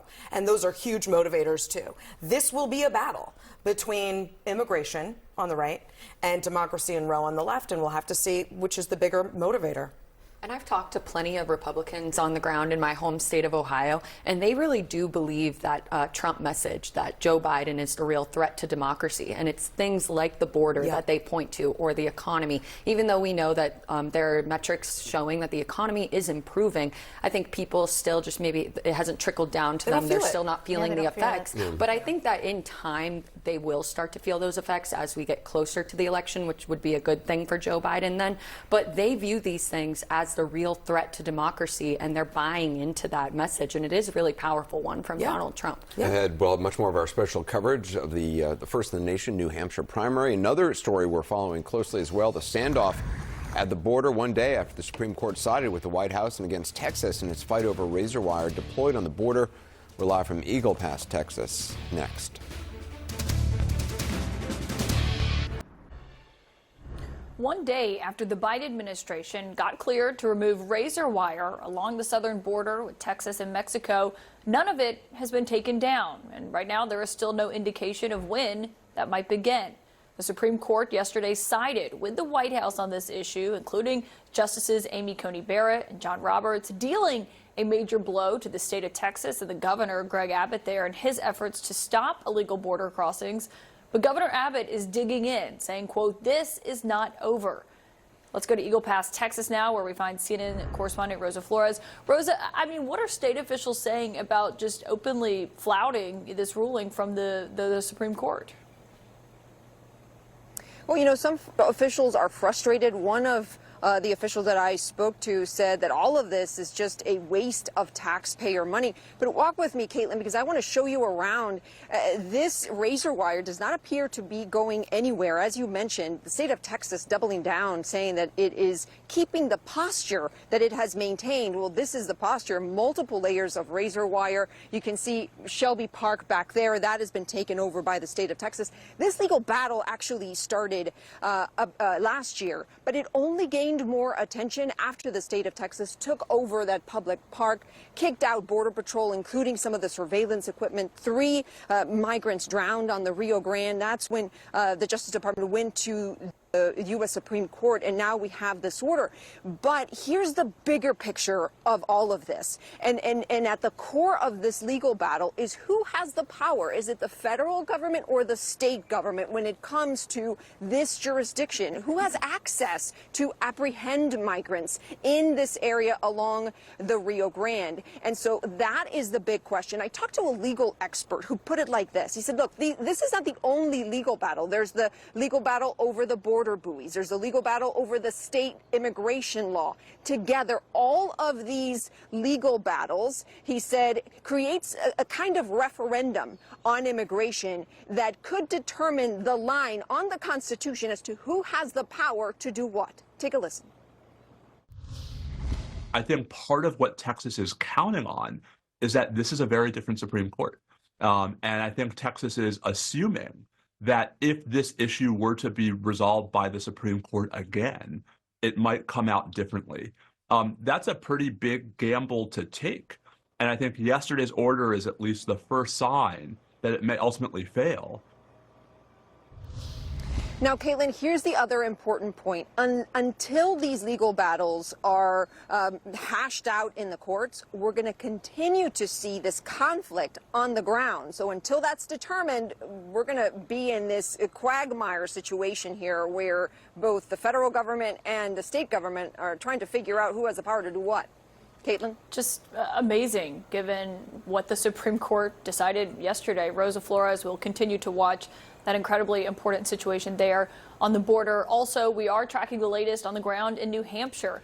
A big question hanging over the primary is whether Nikki Haley, who right now is facing potentially a make-or-break moment in New Hampshire, what's next for her? We're going to speak to a state rep who is backing her over Donald Trump after a quick break.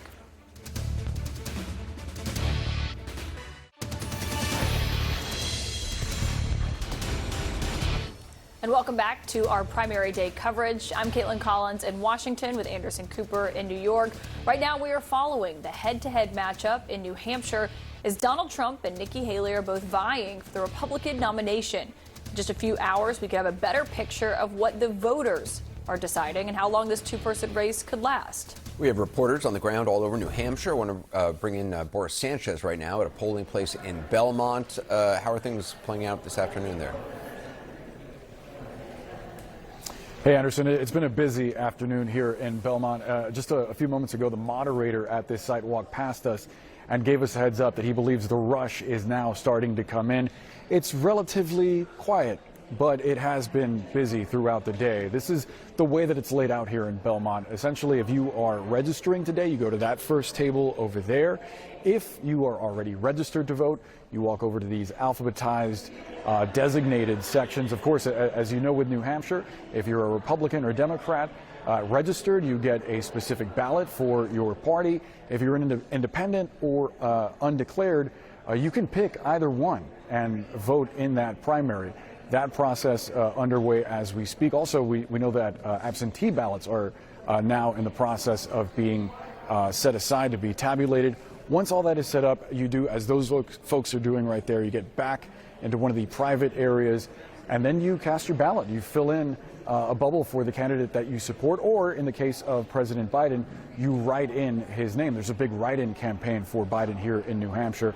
Then once those folks are done, they walk over, as that young lady and young man are doing right now, and there's a scanning machine right there. They put in their ballot into the scanning machine themselves, and at 7 p.m., soon after 7 p.m., once the polls close here in Belmont, we'll have our first look at the results. We believe that the Republicans are going to get their results first because that scanning machine will tabulate them quickly. Obviously, with a write-in campaign like Biden, that is likely going to take more time. So why does Belmont matter electorally? I've been speaking to folks close to Trump's campaign, and they tell me that they are watching this area specifically because Donald Trump in past elections has dominated here. Back in 2016, he tripled with the second place vote getter in the primary here, got John Kasich at that time. He won here in the general election in 16 and in 2020. So they believe if he could run up the score here, he could close the door on the primary, beating Nikki Haley. I have, however, spoken to a few folks that came here, one undeclared voter and one Republican voter, who tell me that they specifically could not miss out on today because they wanted to cast ballots against Donald Trump. One of them telling me that they believe he is a threat to democracy. The other one telling me that he is just sick of the hatred and the lies and the vitriol, and he wants the party and the country to move on from that. I'm going to chat with a few more voters now as we speak, get some more opinions, and get back to you with what I hear, Anderson. All right, Boris Sanchez, thanks very much. I want to go to New Hampshire's biggest city, Manchester. John Berman is there. What are you hearing from voters, John? Yeah, Manchester, New Hampshire's biggest city. Ward 6 is an area that went heavily for Donald Trump in 2016. As Boris was saying, when voters arrive here, they have to go and pick up a ballot.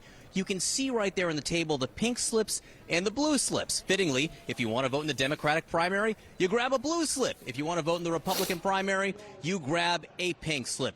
Then you walk over here, you pick up the actual ballot, and then you head to one of the booths themselves. Now, one of the questions we've had all day long is turnout. We have seen a steady stream of people coming in here to Ward 6 all day. How does it compare to past years? Well, I have the opportunity to show you on live television right now exactly how many people have voted here. We're not allowed to shoot the ballots themselves, but after these people feed their ballots into this machine, after they're done feeding it in, we're going to get a quick look at the total count here, right here on this counter. If you can see it right there, 1,957 ballots cast so far here in Ward 6. 1,957 as of about 3:05 p.m. So 3,700 people voted here in 2016. So they've got to get about 1,700 more votes by poll closing time at 7 o'clock if they want to reach a record. We'll see if they do that. This can be traditionally when there is a little bit of a rush. Once people have voted, and only after they voted, we can talk to them. And I have a voter here. It's not you, I imagine. No. All right. Ma'am, what's your name, ma'am? Allison Karen. Allison, it's so nice to meet you. You cast your ballot here. I see the I voted sign. I'm going to pry. Okay. Who'd you vote for? Biden. You voted for Joe Biden. And you had to write in his name on the ballot, correct? How are you? I did, yes. So how did you know how to do that? How did you get alerted that that was something that needed to be done? Well, that was on the news, so I had the heads up from that, and a few other people told me too, because I wasn't quite sure on how the ballot was supposed to go. Do you come out every 4 years to vote in the primary? I do. Yeah, I try my best to pay attention to everything that we can for the school systems and, yeah, for our future. Always the Democratic primary? Yes. All right. Yeah. And how do you feel about the direction the country is going in? What do you think the most important issue is? Well, I definitely think schools for our future, adults in this world are going to be a big thing. So I think that's really what I concentrate on, and healthcare and the important stuff like that. All right, Allison, thank you so much. It was so nice to meet you. It was so nice to meet you. We'll talk to you in about 6 years or so and figure out who you voted for then. Thank you very much. It is very interesting, Anderson, with those write-in ballots for Joe Biden. It could take some time to get a full count of the situation in the Democratic primary. When they come out of that black machine, they're going to get put in a separate pile and hand counted. That's the way that's going to have to go, Anderson. All right, John Berman, it's great talking to them, those folks. Thanks very much. Caitlin? Thanks, Anderson. And I want to bring in now New Hampshire State Representative Mike Moffitt, who is supporting Nikki Haley in this race, like some of the voters that we have heard from today. Thank you so much for being here, Representative. How well do you think Nikki Haley needs to do tonight? Well, thank you, Caitlin. I think she needs to come close. We'd like to see her within single digits. I have a good feeling. I think that can happen. It's all about expectations, and I think if she is less than 10% out, it's a win for her. And of course, we'd like to see her win, and I want to think that's possible too. And you've been really candid in your views of this race and what you believe should happen here. And we've seen in poll after poll that voters don't want a Trump-Biden rematch. But if Republicans do pick Donald Trump tonight, and maybe he's the de facto nominee, depending on what the numbers look like, when there is an alternative in this race, what do you think that says about the state of your party right now? Well, I wish that our party had better choices than the current, not incumbent, but the current president. I think Nikki is a wonderful alternative. She would beat Joe Biden by, some say, up to 17%, depending upon the polls. I think that we need younger candidates. I think, obviously, Nikki is much younger, and candidates without baggage. I'll just say that before the 1988 New Hampshire primary, Joe Biden dropped out of the primary way back then because of plagiarism. And now we have a Republican frontrunner who has multiple impeachments. He has multiple 91 indictments, all kinds of baggage. I was in the Marine Corps, and I want to look up to my leaders, and the bar is pretty darn low with a president like Donald Trump with all his baggage as a frontrunner. So I am all in for Nikki. I voted for Trump twice, but I and many others, for those reasons, are all in for Nikki. Yeah, you've talked about moments in Trump's presidency a lot, including January 6th. I know that you said that was a sad, dark day for America. I mean, would you be concerned that the potential Republican nominee could be someone who refers to those criminal defendants as hostages? That concerns me. They're not hostages. They're criminals. They broke into our beloved Capitol, created mayhem. They had no business being there. They deserve to be arrested. Hostages, a terrible term for those people who did what they did on January 6th. Given that, Nikki Haley is the last person standing in this race against Donald Trump. Every other person who has dropped out in recent days, with the exception of Chris Christie, including Governor DeSantis and Senator Tim Scott, Vivek Ramaswamy, not necessarily a surprise, Doug Burgum, they've gotten in line and endorsed Donald Trump. If Nikki Haley does eventually drop out of this race and she endorses Donald Trump, would you be disappointed? I was surprised and actually a little disappointed that DeSantis so quickly, after going back and forth the way he did with Trump, he immediately endorsed Trump. I think a little period of time could have passed before you just jumped on the Trump train. If Governor Haley ended up endorsing Donald Trump as the nominee, I would understand that. I would probably vote for him again because I think the Democrats would be worse, but I sure hope that Nikki Haley pulls this out. That's interesting. So you, in the end, if Donald Trump is the nominee, despite the fact that you think he has baggage and you don't like what he says about January 6th and what happened that day, you'd still vote for him if he's the nominee? That's probably how I would roll. It would be a terrible choice. I am so horrified at what the Biden administration has done to our country. Trump's personal baggage concerns me. A lot of his policies and decisions were good for our country, energy, on and on and on. Would I vote for him over Biden-Harris? Probably, but I sure hope that I have a chance to pull the lever, so to speak, for Nikki Haley. I keep hearing the energy thing from Republicans. I will say that the U.S. is producing more oil right now than any country in U.S. history. But Mike Moffitt, you are very candid. It's great to have your views. And so thank you for joining us, New Hampshire State Representative. Appreciate your time tonight. Thank you, Caitlin. And Donald Trump and Nikki Haley is his last remaining challenger in this race. They are facing off in the First in the Nation primary right now. As you can see, voters are casting their ballots. The big questions that are outstanding that we could soon learn the answer to: could the former South Carolina governor pull off an upset? Our special coverage continues in a quick moment. I feel that obviously that the country is going in the wrong direction, and there's a lot of things. I think there's one candidate that's really standing up for America. So that's how I voted. Yeah. For Donald Trump. Yes. Yeah. Right now, voting is well underway in the New Hampshire primary, where former President Donald Trump is squaring off against Nikki Haley for the Republican nomination. It's a critical early test for both of these candidates, but even as they are continuing to trade barbs on the campaign trail, it is, of course, the voters who will have the final say. CNN's Kate Baldwin is live in Nashua, New Hampshire. Kate, what are you seeing and hearing from voters who are coming into that polling place behind you?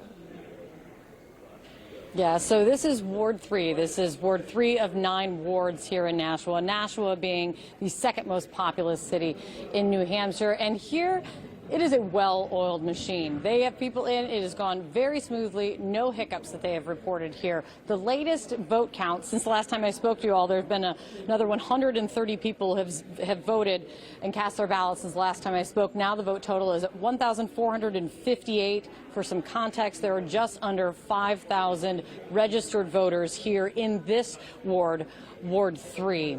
We've had an opportunity to speak to quite a few voters as they've left, and I want to play for you Sophia Scribner. She's an 18-year-old first-time voter, and she explained why she voted for Nikki Haley in the Republican primary.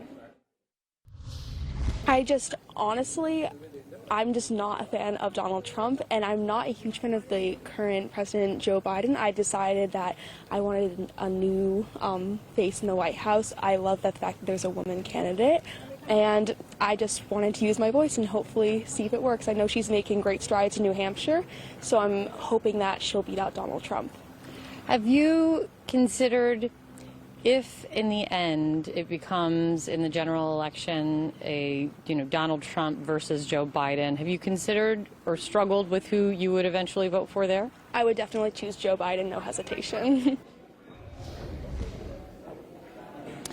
Now, Caitlin, Sophia also said that she generally thinks that she leans more to being a Democrat, but it really was Nikki Haley who pulled her over to the Republican side to vote in the primary, which I thought was really fascinating. It is indeed. We'll continue to speak to those voters. I know you will as well. Kate Baldwin, thank you. Anderson? Caitlin, thanks very much. We'll check back in with our reporters throughout the rest of the day, waiting obviously for the polls to close at 8 p.m. I mean, you guys have all spent a lot of time in New Hampshire. Turnout, obviously, for Nikki Haley, I mean, they're going to be watching this very closely. I just talked to them. They're real happy with what they're seeing in the turnout. And obviously, we've got a few hours to go before the polls close. But they're really happy, especially among the undeclareds that they're seeing. Those are her voters. And, in talking to the campaign, they're saying it's almost as if Republicans have left Trump and are coming back home for Nikki. That's the Haley campaign. That's the theory of the case. That's 3 p.m. That's the Haley campaign saying, this is what they're hoping for, certainly. And this was the theory of the case in New Hampshire, that they would get enough Republican voters to leave Trump and go to her, or undeclared voters. I mean, for them, this is the closest they will come to a general election audience. I mean, it's people who are undecided who could potentially, become Republicans for the day. Yeah, the map gets harder for Nikki Haley after New Hampshire. It just does. There are more Trump voters and fewer independents, and that's a much tougher slog for her to peel those voters off. But as you just heard from that young lady, she doesn't like Joe, and she definitely doesn't like Trump, and Nikki Haley pulled her over to the Republican side. I think that's Nikki's theory of the case. But if she can't find enough of those people in New Hampshire, can she find it anywhere else? I mean, can she survive? I mean, I think the numbers aren't in. First of all, I don't think there are enough of those numbers in New Hampshire. I mean, she's ahead with undecideds by 11 points. That's not really enough to pull over the 37-point advantage that Donald Trump has among Republican voters. It's going to be a really, really hard thing. And I don't know any amount of turnout that's going to be able to turn that kind of momentum around. I think it's going to be a really hard night for her.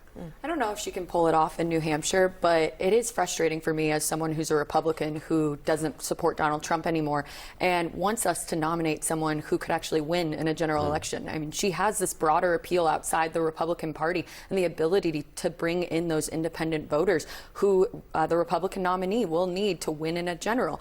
Donald Trump, on the other hand, he's kind of radioactive to those people. It's hard to imagine anyone who didn't support him in 2020 who has been motivated now to turn out and vote for him because of all the indictments and all the baggage. I mean, sure, maybe there are some people who have been motivated in a way, but I think for every one of those people, there's 2 people who have been turned off by him. And so if we were a smart party, we would nominate someone like a Nikki Haley. You said who could actually mount a formidable challenge against Joe Biden. I mean, in one poll, she beats him by 17 points. And I mean, it's one poll, but it was conducted by Trump's own pollster. Yeah. And so I think that just speaks to how strong of a general election candidate she would be. Don't know if she'll be able to pull it off, though, in the primary. Yeah. Look, again, I mean, you said it. Where are the folks in the Republican Party trying to galvanize this sentiment and get behind a particular candidate? It's part of the challenge. It's one of the reasons that, frankly, the DNC changed our party calendar structure, because we wanted to try to ensure that our nominee would be tested in the South, in the West, in the Northeast, in the Midwest, so that we could see, are they going to be able to be competitive with different electorates? Unfortunately, for the Republican Party, it looks like it's going to be Iowa and New Hampshire, with more sort of electoral diversity, if you will, in New Hampshire, which is kind of telling us what we know. There are never Trumpers. There are conservatives who maybe will vote for Trump, maybe would vote for Joe Biden, but again, have not been galvanized around, we're going to stand up to Donald Trump, we're going to create another way, and that's how we're going to bring our party back. I hope you guys are able to do it, because I think the country is better when we have two strong parties where we are talking about ideas, not insults and grievance. I think you're right. I just do feel that the country right now has such a fighting spirit. It is, you are good, you are evil. You want somebody who's going to come in and really take the swings. And I think Republicans really feel like they want somebody who's going to come in and fight for them. And it's hard to understand if you're not one of those people, but it is so deeply embedded in the party, and it is so much of a reason why Donald Trump is where he is. And I also think Ron DeSantis' initial appeal was that he was a fighter. People really liked that he was fighting for their freedoms. He was fighting corporate America. He was fighting wokeism. But he took it too far. He fought the wrong fight, and he ended up going the wrong direction. But that's the sentiment. I think Republicans are tired of being sort of overlooked, looked down on, frowned upon, snubbed. And so there's a spirit. Well, I think to fighting. Sarah's point, if Republicans are not animated by winning, we know that. Yeah. Really, they're animated, to your point, Lee, finding the right enemies. And if you have the right enemy, it's not looking for converts, it's looking for heretics. And if you can identify the same enemy as me, and we have that in common, that's why I'm going to go and vote for you. It's a very cynical, I think, deleterious project, but that's the project that Trump stoked. Identifying enemies was the raison d'etre, and the grievance and the politics of revenge is what is animating so many Trump voters. So to cut through that and say, no, let's look at something more hopeful, optimistic, and by the way, a woman who can win, who can beat Joe Biden, this just is not animating the Republican Party today. Everyone stay with us. Coming up, we'll have more look at New Hampshire's history of picking winners and what comes next in the primary calendar. We'll be right back. We're going to South Carolina. We have put in the ad buy. We're there. This has always been a marathon. It's never been a sprint. We wanted to be strong in Iowa. We want to be stronger than that in New Hampshire. We're going to be even stronger than that in South Carolina. We're running the tape. Nikki Haley this morning pushing back on calls to end her campaign given Donald Trump's lead. CNN's Phil Mattingly has a closer look at New Hampshire's history of picking winners and what happens after the votes are counted. Phil? Yeah, Anderson, it's been very interesting.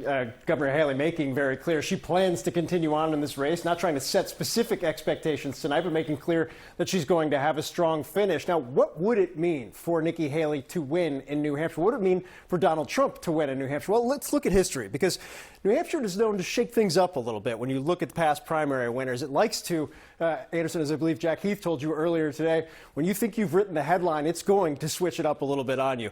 Over the course of the last 7 cycles, you look at what's happened in the Republican primary, including incumbents, and what you've seen is John McCain in 2000, with the exception of McCain in 2000, every single Republican, including those incumbents who won New Hampshire, went on to become the Republican nominee. Several of them became president, including Donald Trump back in 2016. But it's the two McCain races that I think people like to focus on, particularly given Nikki Haley's profile and what she's pushing for in this state. McCain back in 2000 won independents 3-1 in a race stunning the favorite George W. Bush. and moving that race onto South Carolina, a particularly brutal battle that Bush ended up winning on his way to the nomination. And then back in 2008, McCain's campaign was left for dead, had a Lazarus-like revival in New Hampshire, once again riding independents to the win there. So whether or not Nikki Haley can repeat that, certainly that would be a roadmap to do so. But what about those who have won in the state and have gone on to have become the presidential candidate? Margins here are critical, and margins underscore strength. Reagan in 1980 winning by more than 27 points. McCain in 2000, that shocking upset, more than 18 points.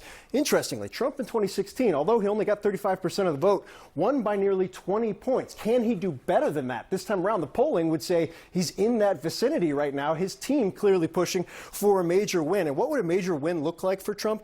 This is what's interesting. When you look at the size of the electorate in New Hampshire for past primary wins, Trump has a very real chance of surpassing Reagan, getting more than 50%. That would be very noteworthy, and that would cause his team to once again reiterate their calls for Nikki Haley to drop out of the race. Obviously, Haley trying to keep him well below that, but whatever happens tonight, she's making clear she is going to move on to New Hampshire. As you look at this map right now, we wait for everything other than Dixville not to start to fill in. Haley's team has already placed a $500,000 ad buy in the state of South Carolina, making clear her team will be heading there after the race tonight. And what's interesting, Anderson, obviously, is that Nikki Haley is the former governor of South Carolina. That is her home state. That should be a place of strength, except for the fact that back in 2016, Donald Trump, and again, a very significant race, Marco Rubio getting the endorsement of Nikki Haley, Jeb Bush having his brother come in, the entire Bush family come in to try and bolster his chances. Donald Trump won the state by 10 points. Donald Trump has the endorsement of most of the top Republicans in the state,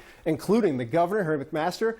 One interesting point that Haley has repeatedly made, one, she's got time, almost a month to try and build a campaign in that state. Also, she's beaten McMaster in the governor's race in 2010. Anderson. Yeah, Phil Mattingly, thanks very much. As New Hampshire votes, President Biden and Vice President Harris are hitting the campaign trail together for the first time this year. Will their message on abortion rights energize the base? We'll talk about that just ahead. I think Nikki has the best chance of kind of bringing our country together. I think Trump has some great policies, but I think a lot of chaos follows him, and I think Biden just hasn't done what he needed to do to unite the country. In just moments from now, we expect to see President Biden and Vice President Harris at their first joint campaign appearance of the year. They plan, we are told by sources, to drive home this message about abortion rights being at stake in the November 2024 election. The First Lady, Jill Biden, and the Second Gentleman, Doug Emhoff, also taking part in a campaign event in Virginia as we speak.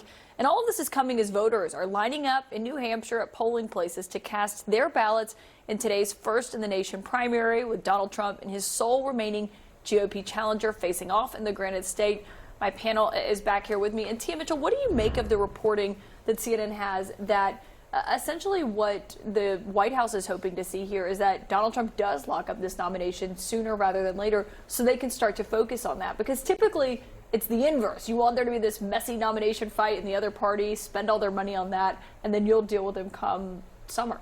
Yeah, I think there are pros and cons to both, but I think the calculus that the Biden campaign is making is that they draw the sharpest contrast, and that the contrast that has the most benefit for them is against Donald Trump. Again, the polling shows that Biden performs better against Donald Trump than any of the other possible candidates in the Republican primary. So they want Trump in November. And so by being able to focus on him, I think they also think voters will pay more attention. You know, there's right now a concern that voters don't believe that Donald Trump will be the nominee, and therefore aren't taking the election as seriously right now, aren't paying as much attention.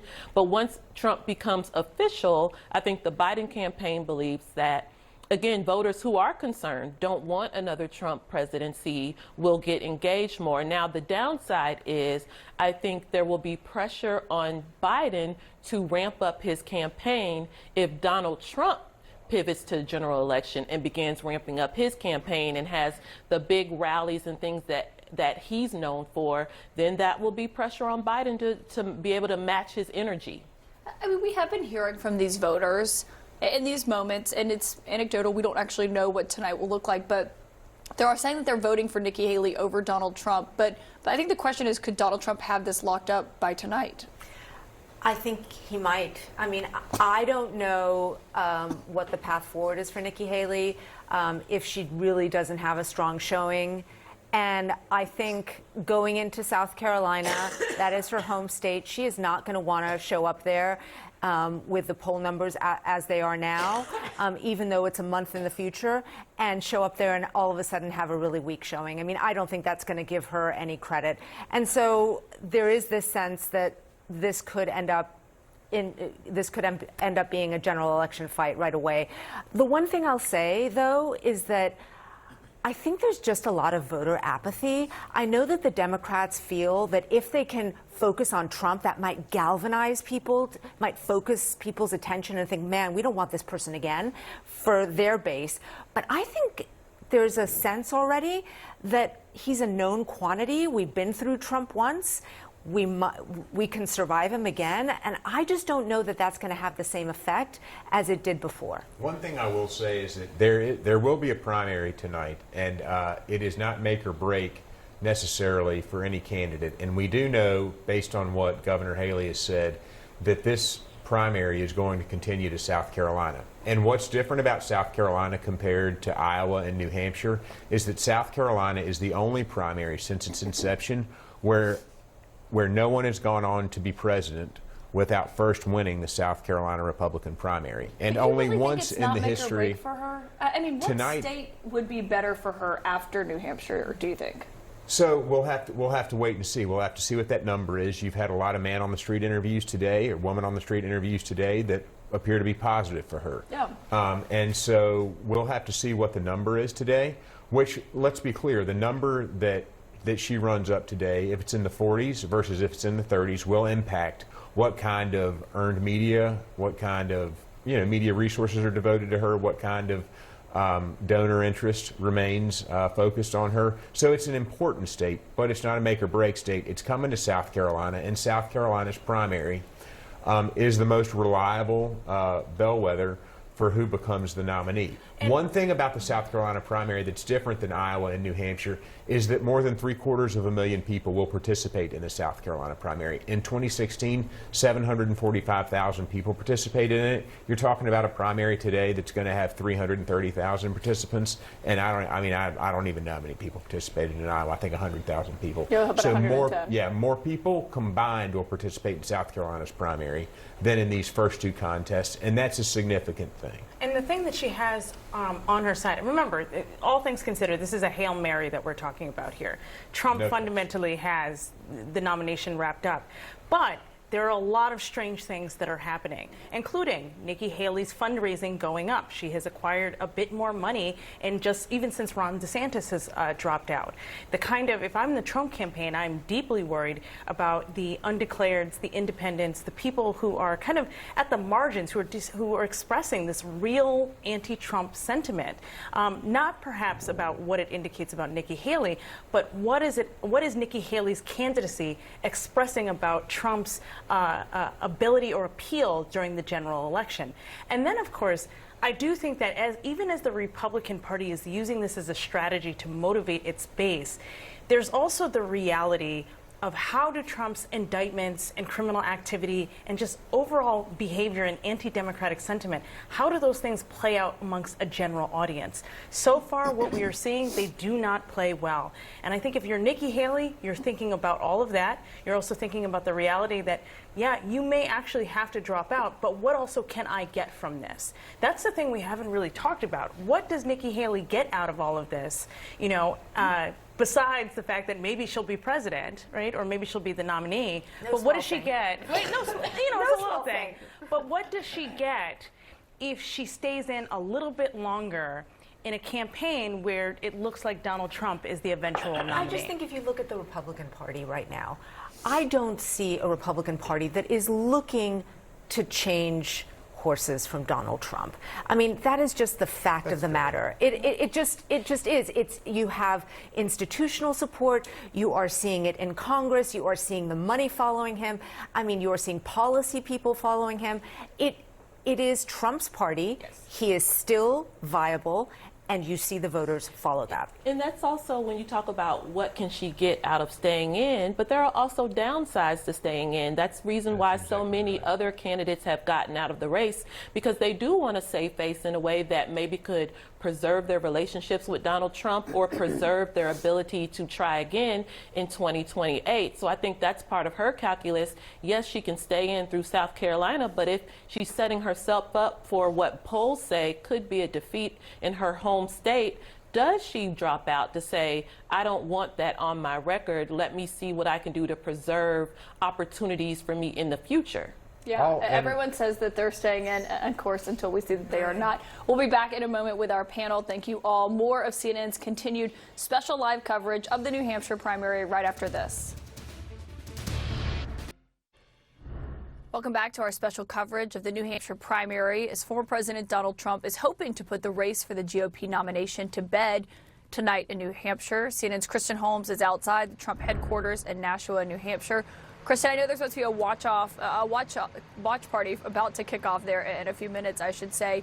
What are you hearing from Trump's team about not just what they're expecting on the campaign trail tonight, but also you're reporting that he'll be back in the courtroom in Manhattan tomorrow? Yeah, well, Caitlin, actually, so there's a little bit of confusion because his team did tell me a few minutes ago that he was going to be back in the courtroom, but it does appear that there might have been an alert that court might not be on tomorrow, and that just came out. So we're trying to sort through that right now to figure out where exactly he'll be. His plan was to be in the courtroom, to fly to New York tonight after his watch party, and again, be in court for the E. Jean defamation case tomorrow. Just another sign of how he is balancing this. Now, I did talk to members of his senior staff who essentially told me that they are feeling very confident when it comes to New Hampshire. But one thing I do want to point out is that I actually traveled with Donald Trump in January of last year, when he was his first campaign stop in New Hampshire. And there was not a lot of excitement at that time. The room that we were in was filled with Republicans from New Hampshire who essentially just said that they were ready to move on from Donald Trump. It's a very different environment today. And that's part of why his team is so excited, so confident. They are really feeling that there is a movement, or at least a movement in terms of enthusiasm when it comes to the former president. And I do want to note that this is a very different place that they're in just in the last 2 weeks. They were very concerned about Nikki Haley. They had seen those poll numbers. They did believe that it was closer in New Hampshire than it had been in any other state in terms of margins between him and any of his opponents. However, they did hit her, and they hit her on two different top issues, particularly immigration and Social Security. And that's what they're crediting essentially his rise in the polls in recent days to, was those attacks, was to those ads that they put out. But again, feeling confident, and the big question, of course, being whether or not he could, essentially take this home or put this to bed tonight.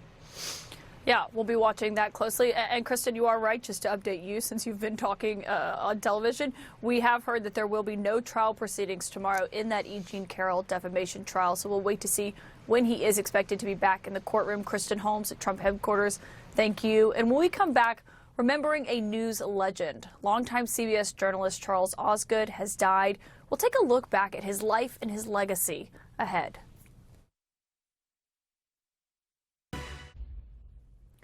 We are remembering a news legend today after the former journalist Charles Osgood has died.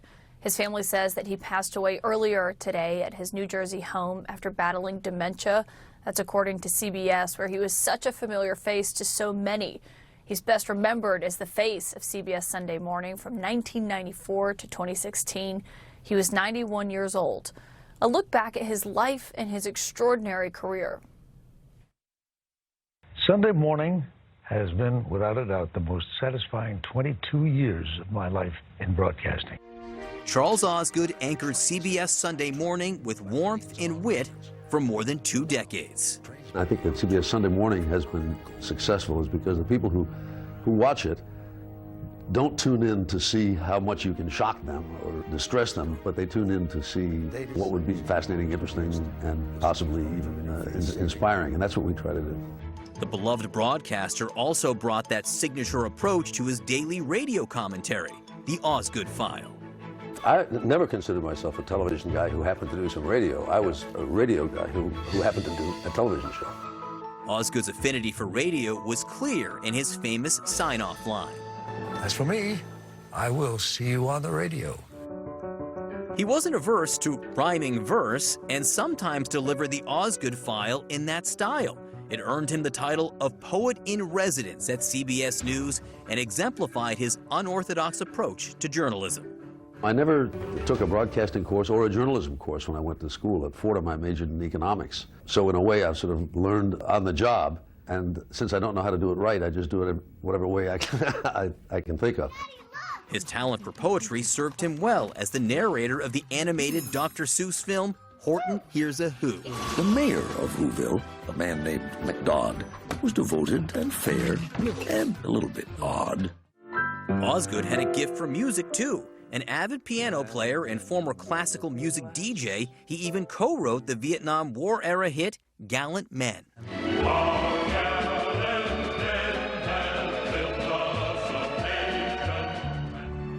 A distinguished storyteller, his honors included enshrinement in the Radio and Broadcaster Halls of Fame, 3 Peabody Awards, and a Lifetime Achievement Emmy. And in 2016, one of his iconic trademark bow ties became part of the National Museum of American History's permanent collection. Charles Osgood will be remembered for the grace and humanity he brought to his work. I could not ask for anything to have gone differently than has gone in my life, and I don't know what in the world I would rather do than do what I'm doing now. It's been wonderful. So long, it's been good to know you. Been a long time since I've been home, and I've got to be drifting along. And our condolences to his family, and as he liked to say, we'll see you on the radio. For the rest of you, we'll see you here as our special coverage of the New Hampshire primary continues right now.